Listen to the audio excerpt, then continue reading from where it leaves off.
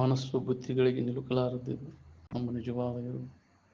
ಅದು ನನ್ನನ್ನು ಆಶ್ರಯಿಸಿಕೊಂಡು ಮನ ಬುದ್ಧಿಯಾದಿಗಳು ವ್ಯವಹಾರ ಮಾಡ್ತಾ ಬರ್ತವೆ. ಅವುಗಳನ್ನು ಆಶ್ರಯಿಸಿಕೊಂಡು ನಾನಿಲ್ಲ. ಏನು ಮನ ಬುದ್ಧಿಯಾದಿಗಳನ್ನು ಮೀರಿ ಐತೆ ನನ್ನ ಇರುವಂತ. ಏನು ಬುದ್ಧಿ ಅಂದ್ರೆ ಬುದ್ಧಿ ಮೀರಿದೆ ನಾನು. ರೋಣಕ್ಕೆ ಹೋದಾಗಪ್ಪ ಅವರು ಒಂದು ಸಿನಿಮಾ ಟಾಕೀಸ್ ಓಪನಿಂಗಿಗೆ ಹೋಗಿ ಅದು ಕಾಡಾಗ್ತಿತ್ತು. ಜನ ಕರ್ಕೊಂಡು ಹೋದಾಗ ಅಲ್ಲಿ ಎಲ್ಲರೂ ಬುದ್ಧಿ ಯಾವಾಗ ಬಂದ್ರಿ, ಬುದ್ಧಿ ಯಾವಾಗ ಬಂದ್ರಿ, ಬುದ್ಧಿ ನೀ ಬುದ್ಧಿ ಆಗಿ ನಿಮ್ಮ ಅಪ್ಪ ಬುದ್ಧಿ ಅದ, ನಾ ಯಾಕೆ ಬುದ್ಧಿ ಅದ, ಬುದ್ಧಿ ಮೀರಿದೆ ನಾನು. ಗಂಟೆ ಬುದ್ಧಿ ಅಲ್ಲಿ ಬುದ್ಧಿ ಅಂತ ನಾ ಯಾಕೆ ಬುದ್ಧಿ ಹಾಕೋಲಿ, ಬುದ್ಧಿಯನ್ನು ಮೀರಿ ಐತಿ ನನ್ನ ಇರುವುದು, ನಾ ಯಾಕೆ ಬುದ್ಧಿ ಹಾಕೋಲಿ ಅಂದ್ರೆ ಏನು ಹಂಗಿರ್ಬೇಕಲ್ಲ. ಯಾವಾಗಲೂ ಅದನ್ನು ನಾವು ಮೀರಿ ಬುದ್ಧಿ ಮನಸ್ಸಿನ ಮೀರಿ ಇದ್ದದ್ದ ನಾನು ಇರುವಂತ. ಏನು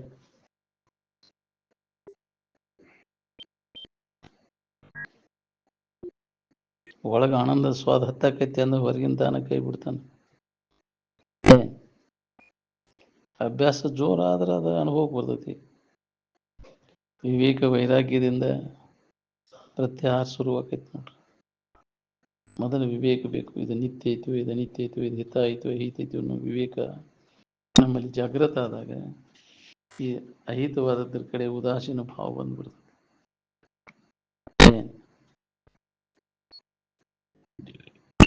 ಮನಸ್ಸನ್ನು ಒಂದು ಅಣುವಿನಿಂದ ನಿಲ್ಲಿಸಲಿಕ್ಕೆ ಬರ್ತದೆ. ಅಣುವಿನಿಂದ ಅಂದ್ರೆ ಬ್ರಹ್ಮಸೂತ್ರದಿಂದ, ಸಂಧ್ಯಾ ಸೂತ್ರದಿಂದ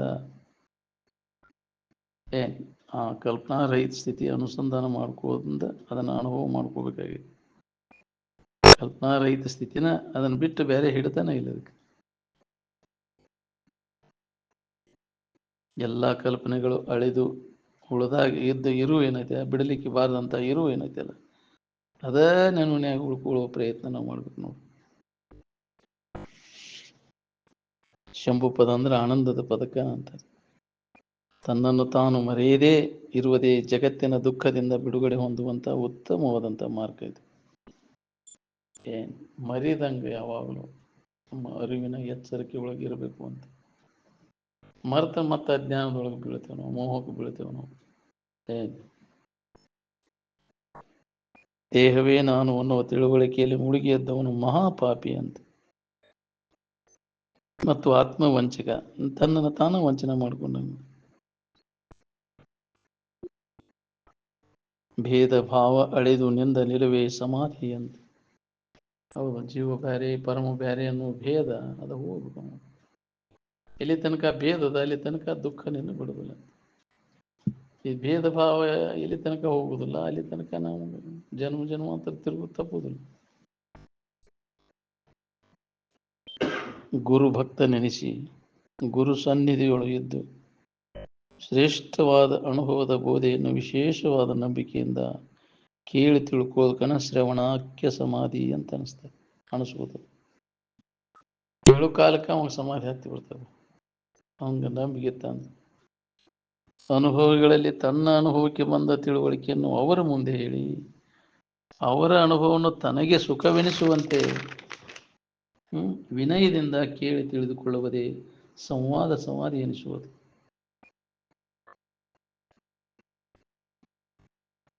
ಅರ್ಥದ ಮರ್ಮವನ್ನು ಅರಿದು ಆತ್ಮ ಸುವಿಚಾರವೆಂಬ ಕರ್ಮವನ್ನು ಮಾಡುತ್ತಿರುವುದೇ ಕರ್ಮ ಸಮಾಧಿ ಎಂದೆನಿಸುವುದು. ನಿತ್ಯಾನಿತ್ಯ ತಿಳುವಳಿಕೆ, ಹಿತಾಹಿತ ತಿಳುವಳಿಕೆ ಆತ್ಮಸುಖದ ಆದಿ. ಎಲ್ಲರಲ್ಲಿ ತನ್ನನ್ನೇ ಎಲ್ಲರಲ್ಲಿ ಕಾಣುವಂಥ ಮನೋಭಾವನೆ, ಅಂತ ವಿಶಾಲ ಮನೋಭಾವನೆ ಬಂದಾಗ ನಮಗಿದು ಅನುಭವ ಬರ್ತದೆ. ಎಲ್ಲರನ್ನು ಬ್ರಹ್ಮಮಯವಾಗಿ ಕಾಣುವುದೇ ಸರ್ವಾತ್ಮಕ ಸಮಾಧಿ ಎನಿಸುವುದು. ಈ ಶರೀರ ತಾದಾತ್ಮ್ಯ ಭಾವ ಇಲ್ಲಿ ತನಕ ಇರ್ತೈತಿ ನೋಡ್ರಿ, ಅಲ್ಲಿ ತನಕ ದುಃಖ ನಿನಗೂ ಹೋಗುವುದು. ನಿನ್ನ ನಿಜದ ಎಚ್ಚರಿಕೆಯನ್ನು ಮಾಡಿಕೊಂಡಾಗ ಎಲ್ಲ ಸದ್ಗುಣಗಳು ಬೆನ್ನತ್ತವ. ನೀನು ಮಾಡಿಕೊಳ್ಳಿಲ್ಲ ಅಂದ್ರೆ ಎಲ್ಲ ದುರ್ಗುಣಗಳು ಬೆನ್ನತ್ತ. ಕೋಟಿ ವರ್ಷಗಟ್ಟಲೆ ಇರುವಂಥ ಕತ್ತಲಿನ ದೀಪವನ್ನು ಒಯ್ದಾಗ ಹೆಂಗೆ ಕತ್ತಲೆ ಓಡಿ ಹೋಗ್ತೈತಿ, ಹಂಗೆ ಜನ್ಮಾಂತರದಿಂದ ಇರುವಂಥ ಅಜ್ಞಾನ ನಿನ್ನ ಸ್ವರೂಪದ ಜ್ಞಾನದಿಂದ ಅದು ನಾಶ ಆಗಿ ಹೋಗ್ತದೆ. ಅಜ್ಞಾನದಿಂದ ಆಶಯ ಉಂಟಾಗಿದೆ. ಮಾಯೆ ಮರಿ ಅದ ಆಶಾ. ಸೂರ್ಯ ಉದಯ ಆಗ್ಲಿಕ್ಕತ್ತಿದಂದ್ರೆ ಕತ್ತಲೆ ಕಾಲು ತೆಗಿಲಿಕ್ಕತ್ತದ. ಹಂಗೆ ವಿವೇಕ ನಿನ್ನಲ್ಲಿ ಉದಯ ಆಗಕ್ಕೆ ಹತ್ತಿವು ಅಂತಂದ್ರೆ ಅಜ್ಞಾನವೆಂಬ ಕತ್ತಲೆ ಕಾಲು ತೆಗಿಲಿಕ್ಕತ್ತದ. ಅಜ್ಞಾನ ಮತ್ತು ಅಜ್ಞಾನದ ಕಾರ್ಯ ಎಲ್ಲ ಅಡಿಗೆ ಹೋಗ್ಬಿಡ್ತದೆ. ವಿಚಾರದ ಬೆಳಕು ನಿನ್ನಲ್ಲಿ ಬಿತ್ತು ಅಂದ್ರೆ ಶರೀರ ಪ್ರಾರೂಪ ಪ್ರಕಾರ ಎಲ್ಲಾರ ಇಲ್ಲ, ಪಾಯ್ಕಾನೆ ದಂಡಿ ಮ್ಯಾಗೆಲ್ಲ ಕೂಡಲಿ ಅಥವಾ ಅರಮನೆಯಾಗರ ಇರ್ಬೋದು, ಮನಸ್ಸು ಮಾತ್ರ ತನ್ನ ಮೂಲ ಸ್ಥಾನದೊಳಗೆ ಕೂಡ ಕಲಿಬೇಕು ನೋಡಿ. ಆ ಶರೀರ ಪ್ರಾರಬ್ಧ ಎಲ್ಲಾರ ಇರುವಲ್ಲ.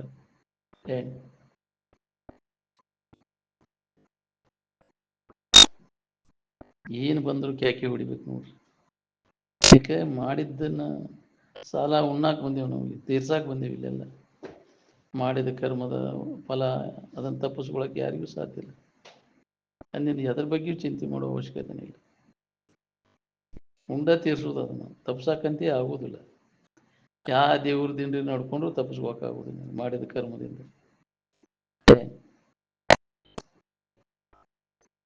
ಚಿಂತಿಸದಿರು ಸುಖ ದುಃಖದೊಡೆಯಳು ನೀ ನಿಂತು ತಿಳಿದ ಬಲಕೆ ಜೀವನೇ, ಬರಲುಳ ದುಃಖವನ್ನು ಅನುಭವಿಸದೆ ಬೇರೆ ಪರಿಹಾರ ಒದಕಿಲ್ಲ.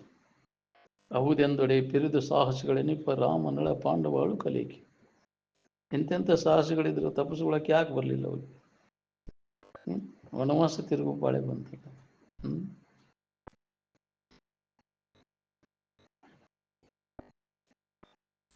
ಬಾಳೆದ ಬಗ್ಗೆ ಕಾಳಜಿ ಮಾಡ, ಚಿಂತೆ ಮಾಡಕ್ ಹೋಗ್ಬೇಡ. ಏನಪ್ಪ ಎಷ್ಟು ಕಾಳಜಿ ಅದನಪ್ಪ ಅಣ್ಣವ್ರ, ಅದ್ರ ಬಗ್ಗೆ ಚಿಂತೆ ಮಾಡಕ್ ಹೋಗ್ಬೇಡ ಅಂತ. ನನ್ನ ಬಾಳೆ ಹಿಂಗಾತಲ್ಲ, ಮಾಡೋ ಪ್ರಾರಬ್ಧಕ್ಕನುಸಾರವಾಗಿ ಅದು ಹಾಕಿರ್ತೈತಿ, ಚಿಂತೆ ಮಾಡಕ್ ಹೋಗ್ಬೇಡ. ಸಾಳಂಕಿ ಗುರುಗಳು ಶಾಲ್ಯಾಗೆಲ್ಲ ಚಿಕ್ಕು ಅಗಿ ಇವನ್ನೆಲ್ಲ ಹಚ್ತಿದ್ರು, ತಂಗಿನಗಿ ಹಚ್ಚಿಸ್ತಿದ್ರು. ಸಾಲಿ ಸೂಟಿ ಬಿಟ್ಕೂಲೆ 2 ತಿಂಗಳು ಸಾಲಿ ಸಿಟ್ಕೂಲೆ ದನ ತಿಂದು ಹೋಗ್ಬಿಡ್ತಿದ್ರು. ಅವ್ರು 1000 ಮಂದಿ ಅಪ್ಪ ಹಿಂಗೆ ಮಾಡ್ತಿದ್ದೀವ್ರಿ, ಎಲ್ಲ ದನ ತಿನ್ನಿಸ್ಬಿಟ್ರು. ಗುರುಗಳ ಚಿಂತೆ ಮಾಡಕ್ ಹೋಗ್ಬೇಡ್ರಿ, ಎಷ್ಟು ಗಿಡ ಹಚ್ಚಿದ್ರಿ ಮತ್ತೆ ಅದಕ್ಕಿಂತ ಹೆಚ್ಚಿಗೆ ತಂದು ಹಚ್ಚ್ರಿ, ಚಿಂತೆ ಮಾಡಬೇಡ್ರಿ. ಯಾಕೆ ಚಿಂತೆ ಮಾಡ್ತೀರಿ?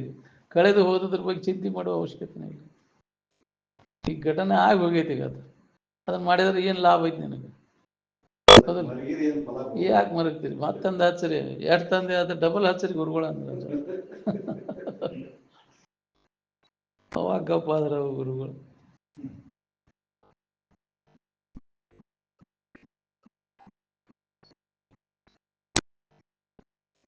ದುಷ್ಟರಿಗೆ ನೀವು ಸಹಾಯ ಮಾಡಿದೆ ಅಂದ್ರೆ ಅವ್ರು ಮಾಡಿದ ಕರ್ಮದ ಫಲ ನಿಮಗೂ ಬರ್ತೈತಿ.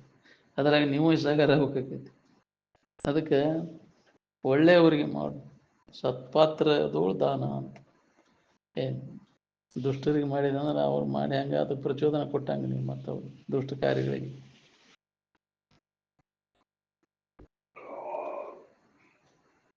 ತೀವ್ರ ಈಗ ಈ ಸದ್ದ ಉಣಿಸೋ ಕರ್ಮಕ್ಕನ ಪ್ರಾರಬ್ಧ ಕರ್ಮ ಅಂತಾರೆ. ಇನ್ನು ಮುಂದೆ ಬರೋದು ಅದು ಆಗಾಮಿಯ.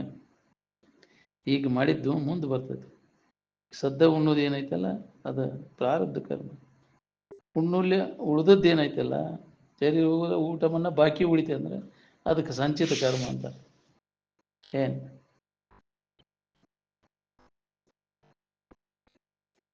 ಜ್ಞಾನಿಗಳಿಗೆ ಯಾವುದೇ ಕರ್ಮದ ಲೇಪ ಇಲ್ಲ ಅಂತ. ಯಾವಾಗ ಜೀವಭಾವ ನಾಶ ಆಯ್ತು ಅವಾಗ 3 ಕರ್ಮಗಳ ನಾಶ ಆಗುವುದು.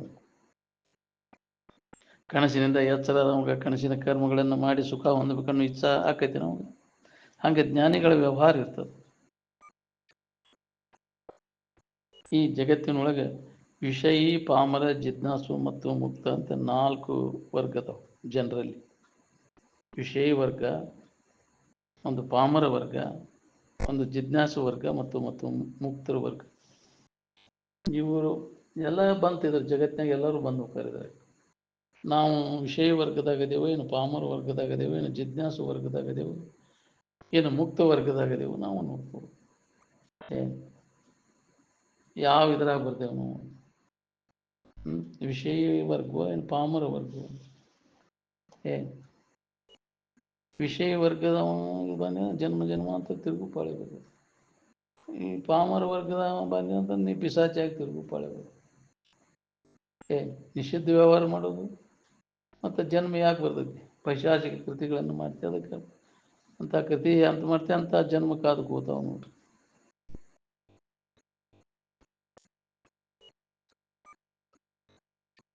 ಭ್ರೂಮಧ್ಯ ಅಂದ್ರೆ ಎರಡು ಹುಬ್ಬುಗಳ ನಡುವೆ ಅಲ್ಲಿ ದೇವರು ಇರ್ತಾನೆ ಅನ್ನೋದು ಮೂರ್ಖತನ. ಅದು ಎರಡು ಹುಬ್ಬುಗಳ ನಡುವೆ ಮನಸ್ಸನ್ನು ನಿಲ್ಲಿಸು ಅಂತ ಹೇಳ್ತಾರೆ. ಭ್ರೂಮಧ್ಯದಲ್ಲಿ ಮನಸ್ಸನ್ನು ನಿಲ್ಲಿಸು ಏಕಾಗ್ರತೆ ಅಂತ ಹೇಳಿ. ಅಲ್ಲ ಎಲ್ಲಿರ್ಬೇಕಲ್ಲಿ ನೀನು? ಶರೀರ ಭಾವ ಬಂತಲ್ಲಿ, ಎರಡು ಹುಬ್ಬುಗಳ ನಡುವೆ ಒಂದು ಶರೀರ ಭಾವ ಬಂತಲ್ಲಿ. ನಮ್ಮ ಶಿವರಾಜ್ ದೇಸಾಯಿಗೆ ಪ್ರವಚನ ಮಾಡಕ್ಕೆ ಹಚ್ಚಿದಾಗ ಕಣ್ಣು ಮುಚ್ಚಬೇಕು, ಎರಡು ಹುಬ್ಬುಗಳ ನಡುವೆ ಮನಸ್ಸನ್ನು ಕೇಂದ್ರೀಕರಿಸಬೇಕು ಅಂತ ಹೇಳಾಗ್ತಿದ್ರು. ಅಜ್ಜಾರು ಹೇಳಿದ್ರು, ದೇಸಾರ ಅಂದ್ರು ಯಾಕೆ ಎರಡು ಹುಬ್ಬುಗಳ ಬಂದ್ರೆ ಶರೀರ ಭಾವ ಬಂತ್ರೆ ಅಲ್ಲಿ ಅಂದ್ರು. ಹೌದು ಹೌದು ಹೌದು ಅಂತಾರೆ ಎಲ್ಲ ಹೇಳೋರು. ಅವ್ರು ಒಪ್ತಿದ್ರು ಅವ್ರು, ಹೌದು ಹೌದು ಹೌದು ಹಂಗೆ ಅನ್ಕೊಂತ ಬಂದ್ಬಿಟ್ಟಾರೆ. ಎರಡು ಹುಬ್ಬುಗಳ ನಡುವೆ ನಿಲ್ಲಿಸು. ವಾಸನ ನಾಶ ಮಾಡ್ಕೊಳ್ಳೋದು ಹೊರತು ಎಲ್ಲಿ ನಿಲ್ಲೋದಿಲ್ಲ ಅದು ಮನಸ್ಸು. ಒಳಗೆ ಅದನ್ನು ಹತ್ತಿಕ್ಕೆ ಹಿಡ್ಕೊಂಡ್ರೆ ಮತ್ತಟ್ಟು ಎಲ್ಲಿ ಮಟ್ಟ ಹತ್ತಿಕ್ಕೆ ಹಿಡಿದ್ರೆ ಮಟ್ಟ ನಿಂದಿರ್ತೈತಿ, ಮತ್ತಟ್ಟು ಹೆಚ್ಚಿನ ವೇಗದಿಂದ ಜಿಗಿದಾಡ್ಕೊಂತ ಹೋಗ್ತೈತಿ ಮುಂದೆ. ಬಿಟ್ಟು ಕೂಲೆ ಜಿಗಿತೈತಿ, ಹಂಗೆ ಕಟ್ಟಿದ ಕರ ಬಿಚ್ಚಿದ ಕೂಲೆ ಹಂಗೆ ಟನಾಲ್ ಜಿಗಿದಾಡ್ತೈತಿ. ಹಂಗೆ ಬಿಗಿ ಹಿಡಿದದ್ದನ್ನು ಅದನ್ನು ವಿಚಾರದಿಂದನ ಮನಸ್ಸನ್ನು ಹಿಂದಕ್ಕೆ ಸರಿಸ್ಬೇಕು. ಅದು ಶಾಶ್ವತವಾಗಿ ಅದು ಪರಿಹಾರ.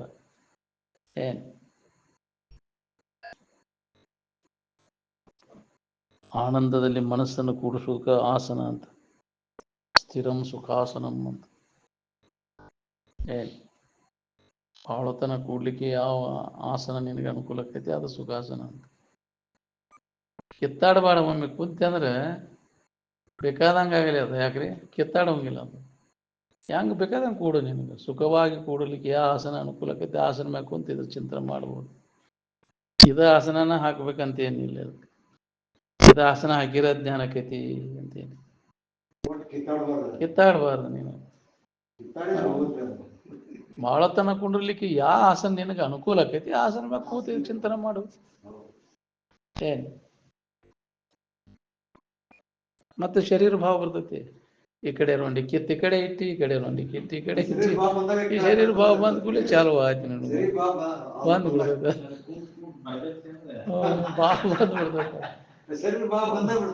ಹೌದು.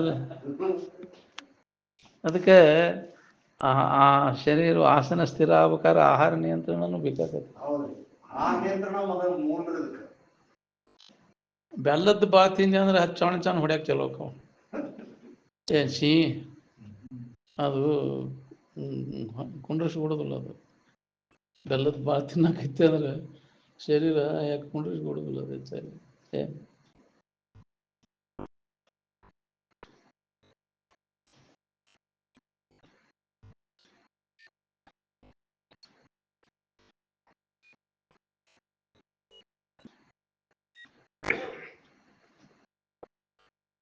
ಯಮನಿಯಮಾದಿಗಳನ್ನು ಅಭ್ಯಾಸ ಮಾಡಿ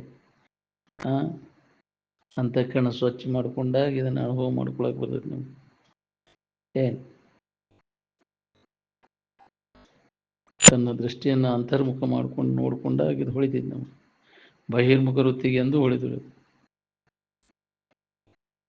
ಬಹಿರ್ಮುಖ ವೃತ್ತಿಯಿಂದ ಅಂತರ್ಮುಖ ವೃತ್ತಿ ಆಗ ಎಲ್ಲೋ ಒಬ್ಬ ಎಲ್ಲರದು ಹೊರಗೆ ಐತಿ, ಬಹಿರ್ಮುಖವಾಗಿ ಹುಡುಕಾಕೈತಿ ಅವನ್ನೆಲ್ಲ. ನಾವೆಲ್ಲ ಕಾಮನ್ ಹೋಗ್ಯಾವ್ರಲ್ಲ, ಬುಟ್ಟಿ ತಿಂದು ತಟ್ಟಿ ಹೋಗ್ಯಾವ್ರು. ಯಾರದಾರ ಕಾಮನ್ ಗೆದ್ದವ್ರು ಅಂತ?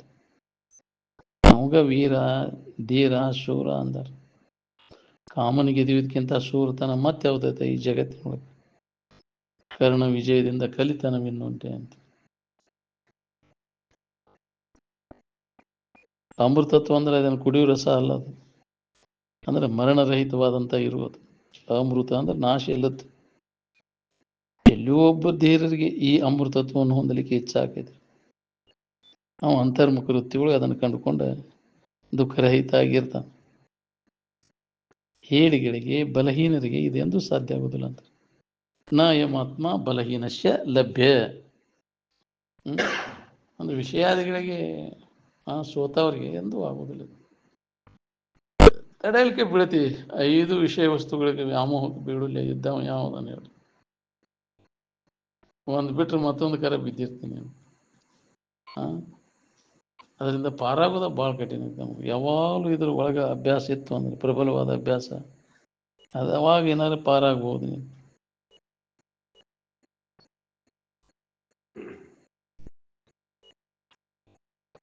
ತನು ಮನ ಬುದ್ಧಿ ಚಿತ್ತು ಅಹಮ್ಮು ವಿಜ್ಞಾತೃ ಘನ ಮಾಯೆ ಎಂಬಿವೆ ಸಪ್ತಾವರ್ಣಗಳು.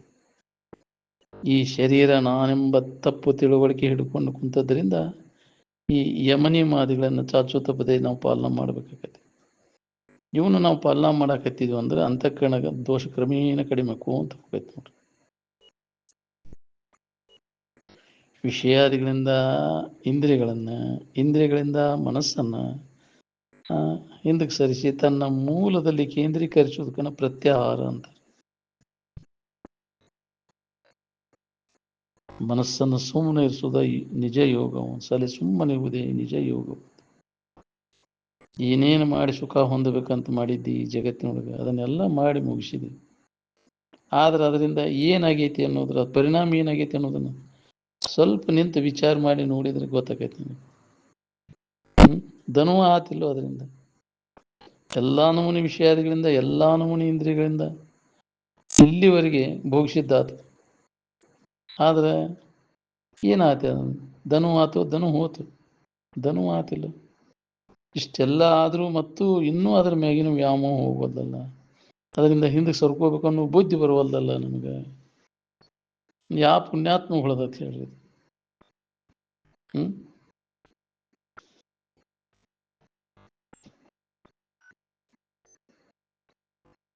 ಆತ್ಮ ಸಾಕ್ಷಾತ್ಕಾರ ಅಂದ್ರೆ ಏನು? ಅನಾತ್ಮ ವಿಚಾರಗಳನ್ನೆಲ್ಲ ಕೈಬಿಟ್ಟು ಆತ್ಮಭಾವದಲ್ಲಿ ಮನಸ್ಸನ್ನು ನಿಲ್ಲಿಸೋದು. ಈ ಶರೀರವನ್ನು ನೋಡೇ ನಾವೆಲ್ಲ ಬೇರೆ ಬೇರೆ ಅದ ಅಂತ ತಿಳ್ಕೊಂಡೇವು. ನಮ್ಮ ಇರುವಿನ ಕಡೆ ಲಕ್ಷ ಕೊಟ್ರೆ ಅಲ್ಲಿ ಭೇದ ಇಲ್ಲ.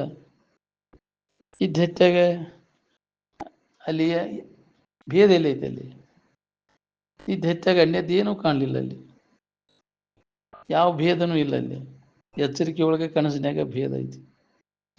ಎಲ್ಲಿ ಇನ್ನೊಂದನ್ನು ಕಾಣ್ತಾನ, ಇನ್ನೊಂದನ್ನು ನೋಡ್ತಾನ, ಅಲ್ಲಿ ದುಃಖ ಅದು. ಎಲ್ಲಿ ಇನ್ನೊಂದನ್ನು ನೋಡುವುದಿಲ್ಲ, ಇನ್ನೊಂದನ್ನು ಕಾಣುವುದಿಲ್ಲ, ಅಲ್ಲಿ ಆರಾಮದ. ಅನ್ಯತೆ ಗಾಣಲಿಲ್ಲ, ಇನ್ನೊಂದು ಸರಲಿಕ್ಕೆ ಇಡೇ ಇಲ್ಲ ಅಂತ. ಎಲ್ಲರೂ ಎಲ್ಲಿ ಒಂದಕ್ಕೇವಿ ಆ ಮೂಲ ಇರುವಿನ ಸ್ಥಿತಿ ಅನುಭೋಗ್ತು ಹೋಗ್ತು. ನಿದ್ದೆಯೊಳಗೆ ಎಲ್ಲರೂ ಒಂದಾಗಿರ್ತಿರಿಲ್ಲ. ಎಲ್ಲ ಕಡೆ ಅಡ್ಡಾಡಿ ಕಡಿಕೆ ಬೇಸರಾಗಿ ಕಡಿಕೆ ಅಲ್ಲೇ ಒಂದಾಗೋದಿಲ್ಲರು. ನಾ ಯಾರಿದ್ದೇನೋ ತಿಳ್ಕೊಳಕ್ ಹೊಂಟ್ರಿ ಅಂದ್ರೆ ನಿಮ್ಮ ಜೀವನ ಯಾತ್ರಾ ಮುಕ್ತಾಯ ಆಕೈತಿ ನೋಡ್ರಿ. ನಮ್ಮ ನಿಜದ ಮೂಲ ಸ್ಥಿತಿಯನ್ನು ನಾವು ಸಂಶೋಧನೆ ಮಾಡ್ಲಿಕ್ಕೆ ಅವಾಗ ಜೀವನ ಯಾತ್ರಾ ಮುಗ್ದಂಗೆ. ಏನು ಮಾಡ್ಬೇಕಾದ್ರೆ ವಾಸನ ಪೂರ್ಣ ನಾಶ ಮಾಡ್ಕೊಂಡಾಗ ನಮ್ಮನ್ನು ಆತ್ಮ ಸಂಶೋಧನೆ ಮಾಡ್ಕೊಳಕ್ ಬರ್ತೈತಿ. ವಾಸನಾ ನಾಶ ಆದ್ರೆ ಮುಗೀತು ನಿನ್ನ ಜೀವನ ಯಾತ್ರಾ ಮುಕ್ತಾಯ ಆದಂಗೆ. ಇಲ್ಲಾಂದ್ರೆ ವಾಸನ ಇದ್ದು ಅಂದ್ರೆ ಹಂಗೆ ತಿರುಗೋದನ್ನ ಆಕೈತಿ. ಜನ್ಮ ಅಂತ ವಾಸನ ಕಟ್ಕೊಂಡು ಕುಂಡ್ರು ಕೊಡೋದಿಲ್ಲ. ಅದು ಒತ್ತಟೇನ ಕುಂಡ್ರು ಅಲ್ಲಿ ವಾಸನ ಎಬ್ಸ್ಕೊಂಡು ಎದ್ದು ಬರ್ತೈತಿ. ಏನು ತಿರ್ಗಾ ಕಚ್ಚೋದು ಅದ. ಜನ್ಮ ಅಂತ ತಿರ್ಗಾ ಕಚ್ಚಿದ್ದ ವಾಸನೆಗಳು ಬೆನ್ನೈತಿ. ಎಷ್ಟು ಜನ್ಮ ಆತು, ಎಷ್ಟು ತಲೆಮಾರುಗಳದು ತಿರ್ಗಾಕೈತಿ. ನಾವು ತಿರುಗ್ಬೇಕಂತೀವೋ ಏನೋ ನಿಮ್ಮ ಊರು ನಿಮ್ಮ ಮನೆಗೆ ಸೇರ್ಬೇಕಂತೀವಿ ನೋಡಿ. ಇನ್ನ ಎಷ್ಟು ದಿನ ತಿರ್ಗಾವ ನೀವು? ಯಾಕೆ ತಿರುಗ್ತೀವಿ? ಪರದೇಶದಲ್ಲಿ ಏಕೆ ಎಲ್ಲಿರ್ತಿರುವಿ? ಎಲೇ ಜೀವವೇ ನಿನ್ನ ನಡೆ ನಿನ್ನ ತವರಿಗೆ. ಇದೆಲ್ಲ ಪ್ರಾರಬ್ಧ ಕರ್ಮಕ್ಕನುಸಾರಾಗಿ ಅವಧಿ ಇರ್ತೈತಿ. ಅದಲ್ಲ ಈ ಶರೀರ ಇರೋ ಮನೆಯೂ ನಿನ್ನ ಮನೆಯಲ್ಲ, ಈ ಶರೀರನೂ ನಿನ್ನ ಮನೆಯಲ್ಲ, ನಿನ್ನ ಊರು ನಿನ್ನ ಮನೆ ಇವು ಯಾವುವು ಅಲ್ಲ. ನಿನ್ನ ನಿಜಧಾಮ ಏನೈತಲ್ಲ ಅದ ನಿನ್ನ ಊರು, ಅದ ನಿನ್ನ ಮನೆ. ಅದನ್ನು ಮುಟ್ಟೋ ಯೋಜನೆ ನಾವು ಮಾಡ್ಬೇಕು. ಊರು ಮುಟ್ಟೋ ಯೋಜನೆ ಅದವ್ರು ಮಾಡ್ಬೇಕು. ಈ ಮನುಷ್ಯನ ಜನ್ಮ ಬಂದಾಗ ದಾರಿ ಸಿಗ್ತೈತಿ ನಮಗೆ. ಜ್ಞಾನದ ಬೆಳಕು ಅವಾಗ ಮನಿ ಯಾವುದು ಊರು ಯಾವುದು ಅನ್ನೋದು ಹೊಡಿತೈತಿ. ಮಹಾತ್ಮರು ಹೇಳಿದ ವಿಚಾರಗಳ ಕಡೆ ಎಲ್ಲ ಕೊಟ್ಟಾಗ ನಮ್ಗೆ. ಇಲ್ಲಾಂದ್ರೆ ಜಡಬುದ್ಧಿ ಜಡಸಂಗ ಮಾಡಿದಂದ್ರೆ ನೀನು ಅಡವಿ ಪಾಲ ಎಂತ ಮುಟ್ಟಬೇಕು ನಿನಗೆ? ದಾರಿ ತೋರ್ಸಾವ್ರಿ ಯಾರು ನಿನಗೆ? ಊರು ನಿಮ್ಮ ಮನೆ ನಾವೆಲ್ಲ ಅಂತ ತಿಳ್ಕೊಂಡ್ಬಿಟ್ಟೇವಿ. ಈ ಶರೀರ ಇರುವ ಮನಿನ ನಮ್ಮ ಮನೆ, ಈ ಶರೀರ ಇರುವ ಊರನ ನಮ್ಮ ಮನೆ ಅಂತ.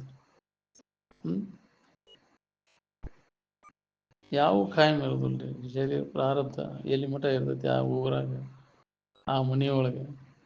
ಋಣ ಹರಿತೆ ಅಂದ್ರೆ ಯಾಕ್ರಿ? ಒಂದು ಕ್ಷಣ ದನ ಆಗಲಿ ಮನುಷ್ಯ ಆಗಲಿ ಇವೆಲ್ಲ ಪ್ರಾರಬ್ಧಕ್ಕೆ ಅನುಸಾರವಾಗಿ ಬಂದದ್ದು. ಇವೆಲ್ಲ ಋಣಾನು ಸಂಬಂಧದಿಂದ ಬಂದದ್ದು. ಸತಿ ಸುತ ಆಲಯ ಅದೆಲ್ಲ ಹೆಂಡ್ರು ಮಕ್ಕಳು ಮನಿ ಊರು ಎಲ್ಲ ಪ್ರಾರಬ್ಧಕ್ಕೆ ಅನುಸಾರವಾಗಿ. ಅದು ಋಣ ಮುಗೀತೆ ಅಂದ್ರೆ ಇಲ್ಲಿ ಇರೋದಿಲ್ಲ, ಎಳ್ಕೊಂಡು ಹೋಗ್ಬಿಡ್ತೈತೆ ಮತ್ತೆ.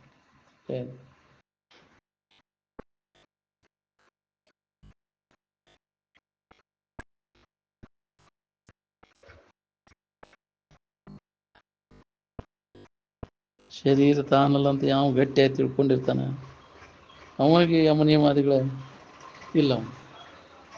ಹೌದು, ಶರೀರ ತಾದಾತ್ಮ್ಯ ಭಾವ ಹೋಗೋ ಮಟ್ಟ ಯಮ ನಿಯಮಾದಿಗಳನ್ನು ಚಾಚು ತಪ್ಪದೆ ನಾವು ಪಾಲನೆ ಮಾಡಬೇಕಾಗ್ತದೆ. ಯಮದಶ ಗುಣ ಇಲ್ಲದವನಿಗೆ ಸಮನಿಸದು ನಿಜ ಮುಕ್ತಿ ಅಂತ.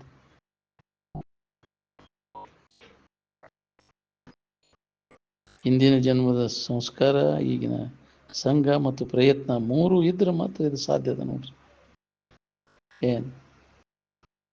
ಹಿಂದಿನ ಜನ್ಮ ಸಂಸ್ಕಾರನೂ ಐತಿ, ಈಗಿನ ಸಂಘನೂ ಐತಿ. ಪ್ರಯತ್ನ ಇರಲಿಲ್ಲ ಅಂದ್ರೆ ಆಗೋದಿಲ್ಲ. ಮತ್ತೆ ಅದಕ್ಕೆ ಪ್ರಯತ್ನ ಮಾಡಬೇಕಾಗತ್ತೆ. ವಯಸ್ಸಿಗೆ ಬಂದ ಮೇಲೆ ಮೊದಲು ಮಾಡ್ಕೊಳ್ಳೋ ಕೆಲಸ ಅಂದ್ರೆ ಮೊದಲು ನಿನ್ನ ನಿಜವನ್ನು ತಿಳ್ಕೊ, ಸ್ವರೂಪ ಜ್ಞಾನ ಮಾಡ್ಕೊ. ಅಜ್ಞಾನ ಆವರಣ ಎಲ್ಲ ಭಂಗ ಆಗಿ ಆವರಣ ರಹಿತ ಸ್ಥಿತಿಯನ್ನು ನಿರಾವರಣ, ಅದ ಪರಬ್ರಹ್ಮ ಸ್ಥಿತಿ ಅಂತ.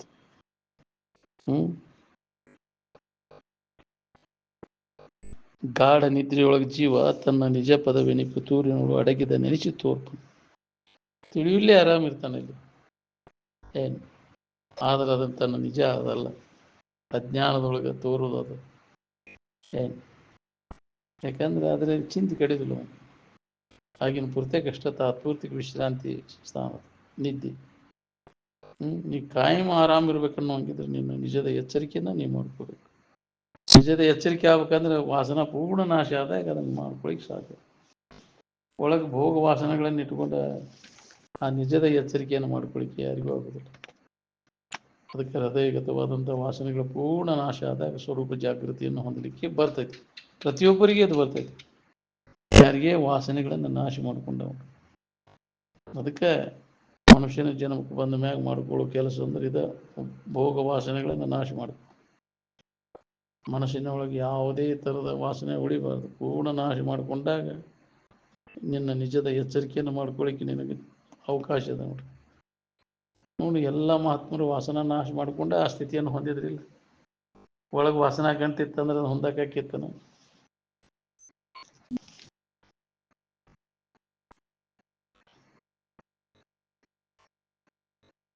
ಯಾವಾಗಲೂ ಆನಂದದಲ್ಲಿ ತಲ್ಲೀನಾದವನು ಈ ಜಗತ್ತಿನಾಗ ಏನಾರ ಹೊಂದಬೇಕನ್ನೋ ಬಯಕೆ ಆಗುವುದೂ ಇಲ್ಲ.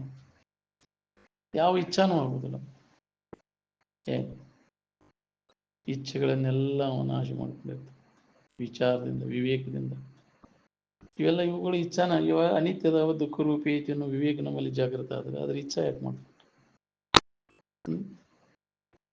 ಜಗತ್ತಿನ ವಸ್ತುಗಳೆಲ್ಲ ಅನಿತ್ಯದವು ಮತ್ತು ದುಃಖ ಕೊಡ್ತಾವ ಅನ್ನೋ ವಿಚಾರ ನಮ್ಮಲ್ಲಿ ಜಾಗೃತ ಆತಂದ್ರೆ ಇವು ಕರೆ ಅದಾವ, ಇವ ಸುಖರೂಪ ಅನ್ನೋ ತಿಳುವಳಿಕೆ ಇದ್ದವಂಗ ಅದ್ರ ಇಚ್ಛಾ ಆಕೈತಿ.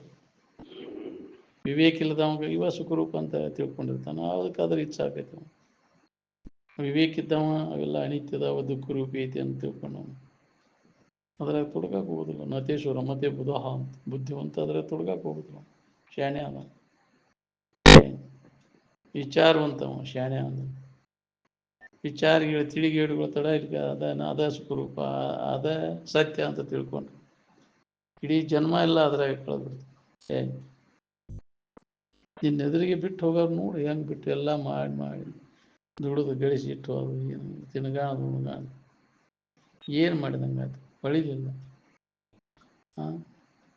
ಎಷ್ಟು ಅನುಭವ ಪೂರ್ಣ ಹೇಳಿರು ಅನುಭವಕ್ಕೆ ತಂದು ಕೊಟ್ಟರು ನಿನ್ನಲ್ಲಿ ಉಳಿಲಿಲ್ಲ ಅದು, ಮತ್ತು ಅದ ಸೆಳಿಗೆ ಹೋದವು.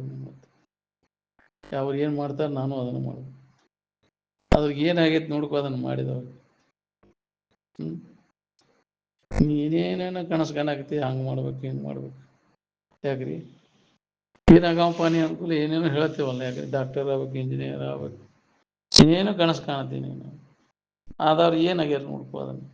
ಆಗುದೆಲ್ಲ ಅದು ಹೋಗುದಲ್ಲ, ಹೋಗುದಾಗ ಏನು ಮಾಡವ. ಮತ್ತು ದುಃಖ ಕೊಡುದನ ಅದು ಹಂಗೆ ಹೋಗ್ಬೇಕಾದ್ರೆ ನೀನು ಹಂಗೆ ಸಂಕಟ ಕೊಟ್ಟ ಹೋಗ್ತೈತಿ ಅಂತ. ಅದನ್ನ ಆಗಿ ಏನು ಮಾಡವ. ಯಾವಾಗಲೂ ಇದ್ದದ್ದು ಆಗದೆ ಹೋಗದೆ ಯಾವಾಗಲೂ ಇದ್ದದ್ದು ಯಾವುದೈತಿ ಅದ್ರ ಕಡೆ ಎಲ್ಲ ಅದು ಸುಖರೂಪವಾದದ್ದು.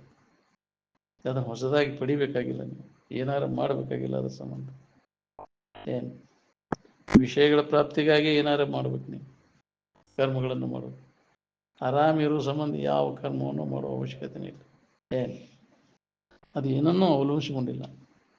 ಬಾಹ್ಯ ಜಗತ್ತಿನ ವಸ್ತುಗಳನ್ನು ಅವಲಂಬಿಸಿಕೊಂಡ ಸಮಾಧಾನ ಶಾಂತಿ ಇಲ್ಲ. ಸ್ವತಂತ್ರವಾದದ್ದು.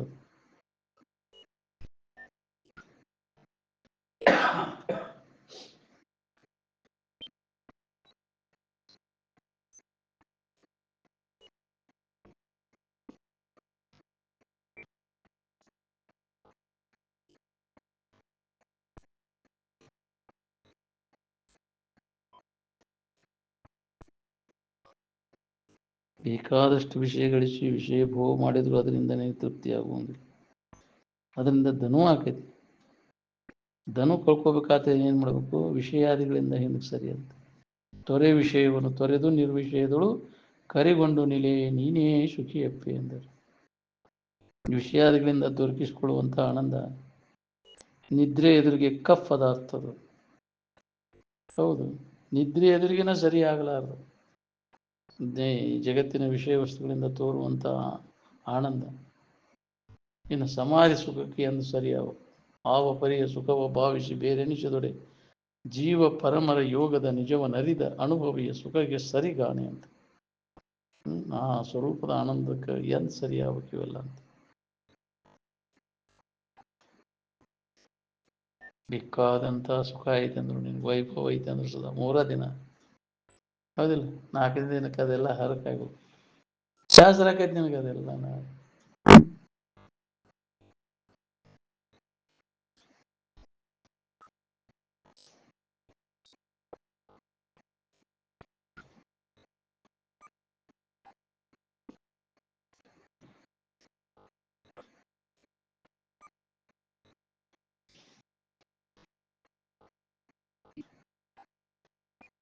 ಇಂದ್ರಿಯಗಳನ್ನು ಮನಸ್ಸಿನಲ್ಲಿ, ಮನಸ್ಸನ್ನು ಬುದ್ಧಿಯಲ್ಲಿ, ಬುದ್ಧಿಯನ್ನು ಅಹಮ್ಮಿನಲ್ಲಿ, ಅಹಮ್ಮನ್ನು ಚಿತ್ತದಲ್ಲಿ, ಚಿತ್ತವನ್ನು ಜ್ಞಾತೃವಿನಲ್ಲಿ, ಆ ಜ್ಞಾತೃವನ್ನು ಮಾಯಾತನುವಿನಲ್ಲಿ, ಆ ಮಾಯಾತನುವನ್ನು ಬ್ರಹ್ಮಪದದಳು ಸಾತಿಶಯಾನುಗತಿಯೊಳು ಅಡಗಿಸಿ ಶುದ್ಧ ಚೈತನ್ಯ ರೂಪದಿಂದ ಇದ್ದು ಬಿಡುದು. ಎಲ್ಲವನ್ನ ಅಡಗಿಸೋದು. ಒಂದು ಬಿಟ್ಟುಕೊಟ್ಟು ಬಿಡ್ಲಿಕ್ಕೆ ಬಾರದಂಥ ಇರು ಏನದ ಪರಿಶುದ್ಧವಾದಂಥ ಇರು, ಅಲ್ಲೇ ಆ ಸ್ಥಾನದೊಳಗೆ ನಿಲ್ಲಬೇಕು. ಸ್ವಸ್ಥಾನ ಅಂತಾರೆ.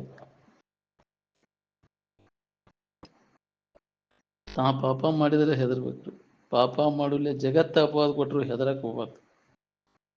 ಮುಂಗೈಗೆ ಎಣ್ಣೆ ಹೆಚ್ಚು ಹೋಗೋ ಅಂತ ಹೇಳ್ಬೋದು. ಏನು ಯಾಕೆ ಹೆದರ್ಬೇಕು? ನೀ ಪಾಪ ಮಾಡುಲ್ಲೇ ಯಾಕೆ ಹೆದರ್ಬೇಕು? ಬೇಕಾದಂಗೆ ಅಪವಾದ ಜಗತ್ತ ಅಪವಾದ ಕೊಡುದು ನಾವು. ನೀ ಬರೋಬ್ಬರಿ ಇದ್ರೆ ಯಾಕೆ ಹೆದರ್ತಿ? ನಮ್ಮ ಭಾರತದಲ್ಲಿ ಉನ್ನತ ತತ್ವದರ್ಶನ ಐತಂದ್ರೂ ಕೂಡ ಇಲ್ಲೊಂದು ಅತಿ ಹೀನ ನಡತೆ ಐತಿ. ಇನ್ನೊಬ್ಬರು ಉತ್ಕರ್ಷ ಕಂಡು ಹೊಟ್ಟೆ ಕಿಚ್ಚು ಕೊಡೋದು. ಇಲ್ಲಿ ಅಂತ ಅದು ಐತಂದ್ರೆ ಹೊಟ್ಟೆ ಕಿಚ್ಚಿನ ಸಮಾಜ ಇದೆ ಅಂತ. ಅದಕ್ಕೆ ಅಜ್ಜ ಅವರು ಯಾವಾಗ ಈ ಶರೀರ ಓದಿತ್ತಂತಿದ್ದಾರಲ್ಲ ಅಂತ ಎಲ್ಲರಿಗೂ ಏರ್ಕಡೆ ಆಗ್ಬಿಟ್ಟೇವ್ ನಾವು ಅಂತ. ಯಾವಾಗ ಈ ಶರೀರ ಓದಿತ್ತಂತಿದ್ದಾರಲ್ಲ ಅಂತಿದ್ರು ಅಜ್ಜ ಅವರು. ಮುಂದಕ್ಕೆ ಹೋಗಿ ಬಿಡೋದಿಲ್ಲ ಇದು ಸಮಾಜ. ಯಾಕ್ರಿ ಹಿಡಿದು ಜಗ್ಗುದನ ಈ ಸ್ವಭಾವ ಏನಿದ್ರು ಹಂಗೆ ಐತಿದಲ್ಲ. ಅದಕ್ಕೆ ಈ ಸಮಾಜದೊಳಗೆ ಈ ಶರೀರಕ್ಕೆ ಬಂದೈತಿ. ಅದೊಂದು ಭಾರಿ ಯಾವ್ದಾರ ಸಮಾಜ ಆಗಿದ್ದರೆ ಇದ್ರ ಕಥೆನೇ ಬೇರೆ ಇರ್ತಿತ್ತು ಅಂತ.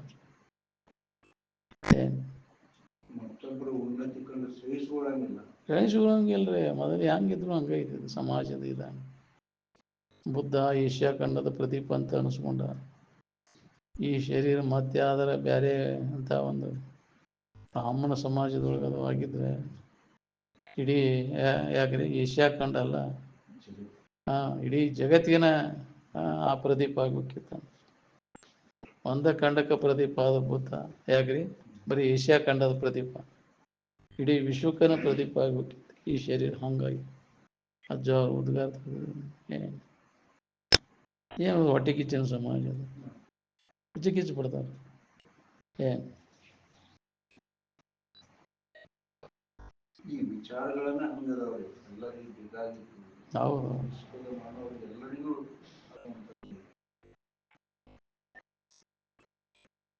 ಪಕ್ಷಪಾತರಹಿತ ವಿಚಾರ, ಯಾವುದೇ ಪಕ್ಷಕ್ಕೆ ಸಂಬಂಧ, ಯಾವುದೇ ವ್ಯಕ್ತಿಗೆ ಸಂಬಂಧಪಟ್ಟಿದೆ, ಯಾವುದೇ ಗುಂಪಿಗೆ ಸಂಬಂಧಪಟ್ಟದ್ದಲ್ಲಿ ಏನು ಜಗತ್ತಿನ ಮಾನವರಿಗೆಲ್ಲ ಉಪಯೋಗ ಬರುವಂಥದ್ದು ಅಂಥದ್ದು ಹೇಳಿದ ಡೀಲ್ ಏನು.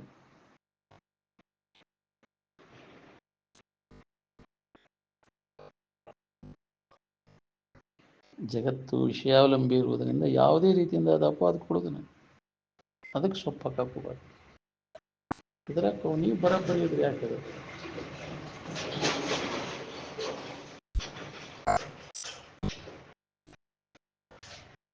ಕೇಳೋವರಿಗೂ ಸಮಾಧಿ ಹತ್ತಬೇಕು, ಹೇಳೋವರಿಗೂ ಸಮಾಧಿ ಹತ್ತಬೇಕು. ಅಲ್ಲಿ ತನಕ ಇದನ್ನು ಹೇಳೋದು ಕೇಳೋದು ನಡಿಬೇಕು. ಏನು ಇದು ಬೇಕು ಇದು ಬೇಡ ಅನ್ನೋದು ಉಳಿಬಾರ್ದು. ಏನು ಅದನ್ನು ಬಯಸೋದೂ ಇಲ್ಲ, ಬ್ಯಾಡನೂ ಅನ್ನೋಂಗಿಲ್ಲ. ಯಾಕ್ರಿ ಕಳೆದುದ ನೊಂದನು ನೆನೆಯುವನಲ್ಲ, ಇಲ್ಲದ ನೊಂದನು ಬಯಸುವನಲ್ಲ. ಕಂಡವರೆಲ್ಲರಿಗೂ ಓಲು ಸೇರುತ್ತಾನ, ಇಹನವರ ಅನುಸಂಧಾನವನರಿಯ.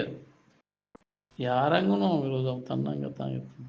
ಎಲ್ಲರೂ ಕೂಡ ಎಲ್ಲರಂಗಿದ್ದು ಅವ್ನು ಯಾರಂಗೂ ಆಗದ ತನ್ನೊಳಗೆ ತನ್ನಂಗೆ ಇರ್ತಾನೆ. ಏನು ನಿಜವನ್ನು ತಿಳಿದವ.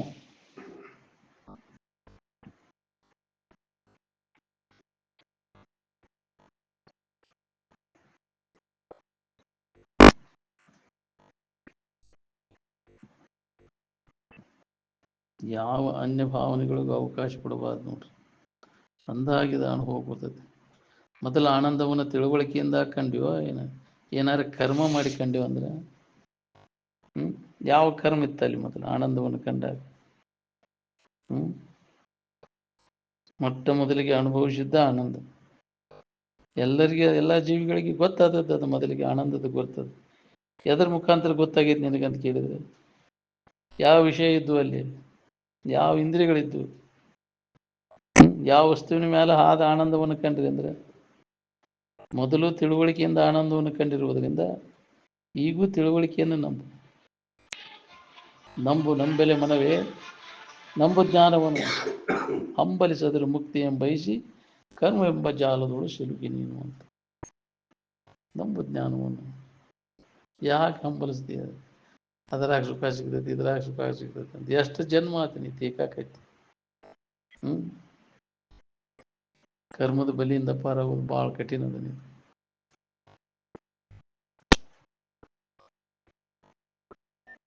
ಹೊರಗಿನ ಭಾವ ಇಲ್ದಾಗ ಆನಂದದ ಅನುಭವ ಬಂದ, ಅಥವಾ ಹೊರಗಿನ ಭಾವ ಇದ್ದಾಗ ಆನಂದ ಅನುಭವ ಬಂದತ್ತ ನಿನಗಂದ್ರೆ ಇಷ್ಟು ತಿಳಿದ್ರನ್ರಿ. ಮುದುಕಿಯಾಗಿ ಮುದುಕಿಯಾರ ಹಾಕೊಂಡು ಕುಂತೀರಲ್ಲ, ಗದ್ದು ಹೋಗಿ ಗಟ್ರಾಗ ಬಿದ್ದು ಇನ್ನೂ ಹೊರಗಿನ ಅವಲಂಬನೆ ಮಾಡ್ಕೊಂಡು ಸುಖ ಹೊಂದ್ಬೇಕಂತ ಹೊಂಟಿರಿ. ಹೊರಗಿನ ಎಷ್ಟೆಷ್ಟು ನೀವು ಹೊರಮುಖ ಹಾಕಿ ಅಷ್ಟಷ್ಟು ನಿನಗೆ ದುಃಖ ಅದ ನೋಡಿ. ಎಷ್ಟೆಷ್ಟು ಅದರಿಂದ ಹಿಂದೆ ಸರ್ಕೋತೀರಿ ಅಷ್ಟಷ್ಟು ನಿಮಗೆ ಹಿತ ಅದ. ಏನು ಹೊರಗಿನ ಆಡಂಬರಕ್ಕೆ ಬಿದ್ದರೆ ಇದು ಹತ್ತುದನೇ ಇಲ್ಲ. ಹೊರಗಿನ ನಾವಾಗಿರ್ಲಿಕ್ಕೆ ಹೊರಗಿನ ಆಡಂಬರ ಎದಕ್ಕೆ ಬೇಕಾಗಿ? ನಿದ್ದೆ ಮಾಡೋಕೆ ಬೇಕಾಗಿಲ್ಲ. ಇನ್ನು ಸ್ವರೂಪದ ಆನಂದವನ್ನು ಹೊಂದಲಿಕ್ಕೆ ಹೊರಗಿನ ಆಡಂಬರ ಎದಕ್ಕೆ ಬೇಕಾಗಿದೆ? ಧರ್ಮದ ತತ್ವ ನಿರಾಡಂಬರದಲ್ಲಿ ಐತೆ ಅಂತ. ಅದು ತತ್ವದ ತಿಳುವಳಿಕೆ ಆಗ್ಬೇಕಾದ ಆಡಂಬರ ಇಲ್ಲದಾಗ ಅನುಭವ ಬರ್ತದೆ. ಯಾವ ಆಡಂಬರನೂ ಇಲ್ಲ ಅಂತ. ಏನು ಅರ್ಥಾನುಸಂಧಾನ ವೃತ್ತಿ ಬೇಕು ನೋಡ್ರಿ. ಬರೀ ಬಾಯಿಲೆ ಶಿವ ಅಂದ್ರೆ ಸೋಹಂ ಸೋಹಂ ಅನ್ಕೊಂತ ಕುಂತ್ರಿ.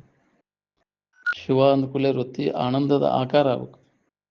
ಆನಂದದ ನೆನಪಾಗಿ ವಸ್ತುವಿನ ಕಡೆಗೆ ಹೋಗಿರುವ ಏನು ವಸ್ತುವಿನ ನೆನಪಾಗಿ ಆನಂದದ ಕಡೆಗೆ ಹೋಗಿರು ನೀವು ಅಂದರೆ ವಸ್ತುವಿನಲ್ಲಿ ಆನಂದ ಐತೆ ಅಂತ ತಪ್ಪು ತಿಳುವಳಿಕೆಯಿಂದ ಆ ವಸ್ತುವಿನ ಕಡೆಗೆ ಹೋಗೈತಿ ಮನಸ್ಸು. ನಿಜವಾಗಿ ವಸ್ತುವಿನಲ್ಲಿ ಆನಂದ ಇಲ್ಲ. ಅದು ಇದಕ್ಕಿದ್ದಂಗೆ ಇರೋದಿಲ್ಲ, ಬದಲಾವಣೆಯಾಗಿ ನಾಶ ಆಗಿ ಹೋಗ್ತದೆ. ನಿಜವಾಗಿ ಆನಂದದ ಕಡೆಗೆ ಮನಸ್ಸು ಹೋದಾಗ ಆನಂದ ಅನುಭವ. ಆನಂದ ಹೊರಗೆ ಹುಡುಕಿರೋ ಸಿಗೋದಿಲ್ಲ, ನಮ್ಮೊಳಗೆ ಐತೆ ಅದು. ಶಿವ, ಕೃಷ್ಣ, ರಾಮ ಅಂದ್ರೆ ಅವ್ರ ರೂಪ ಅಲ್ಲ.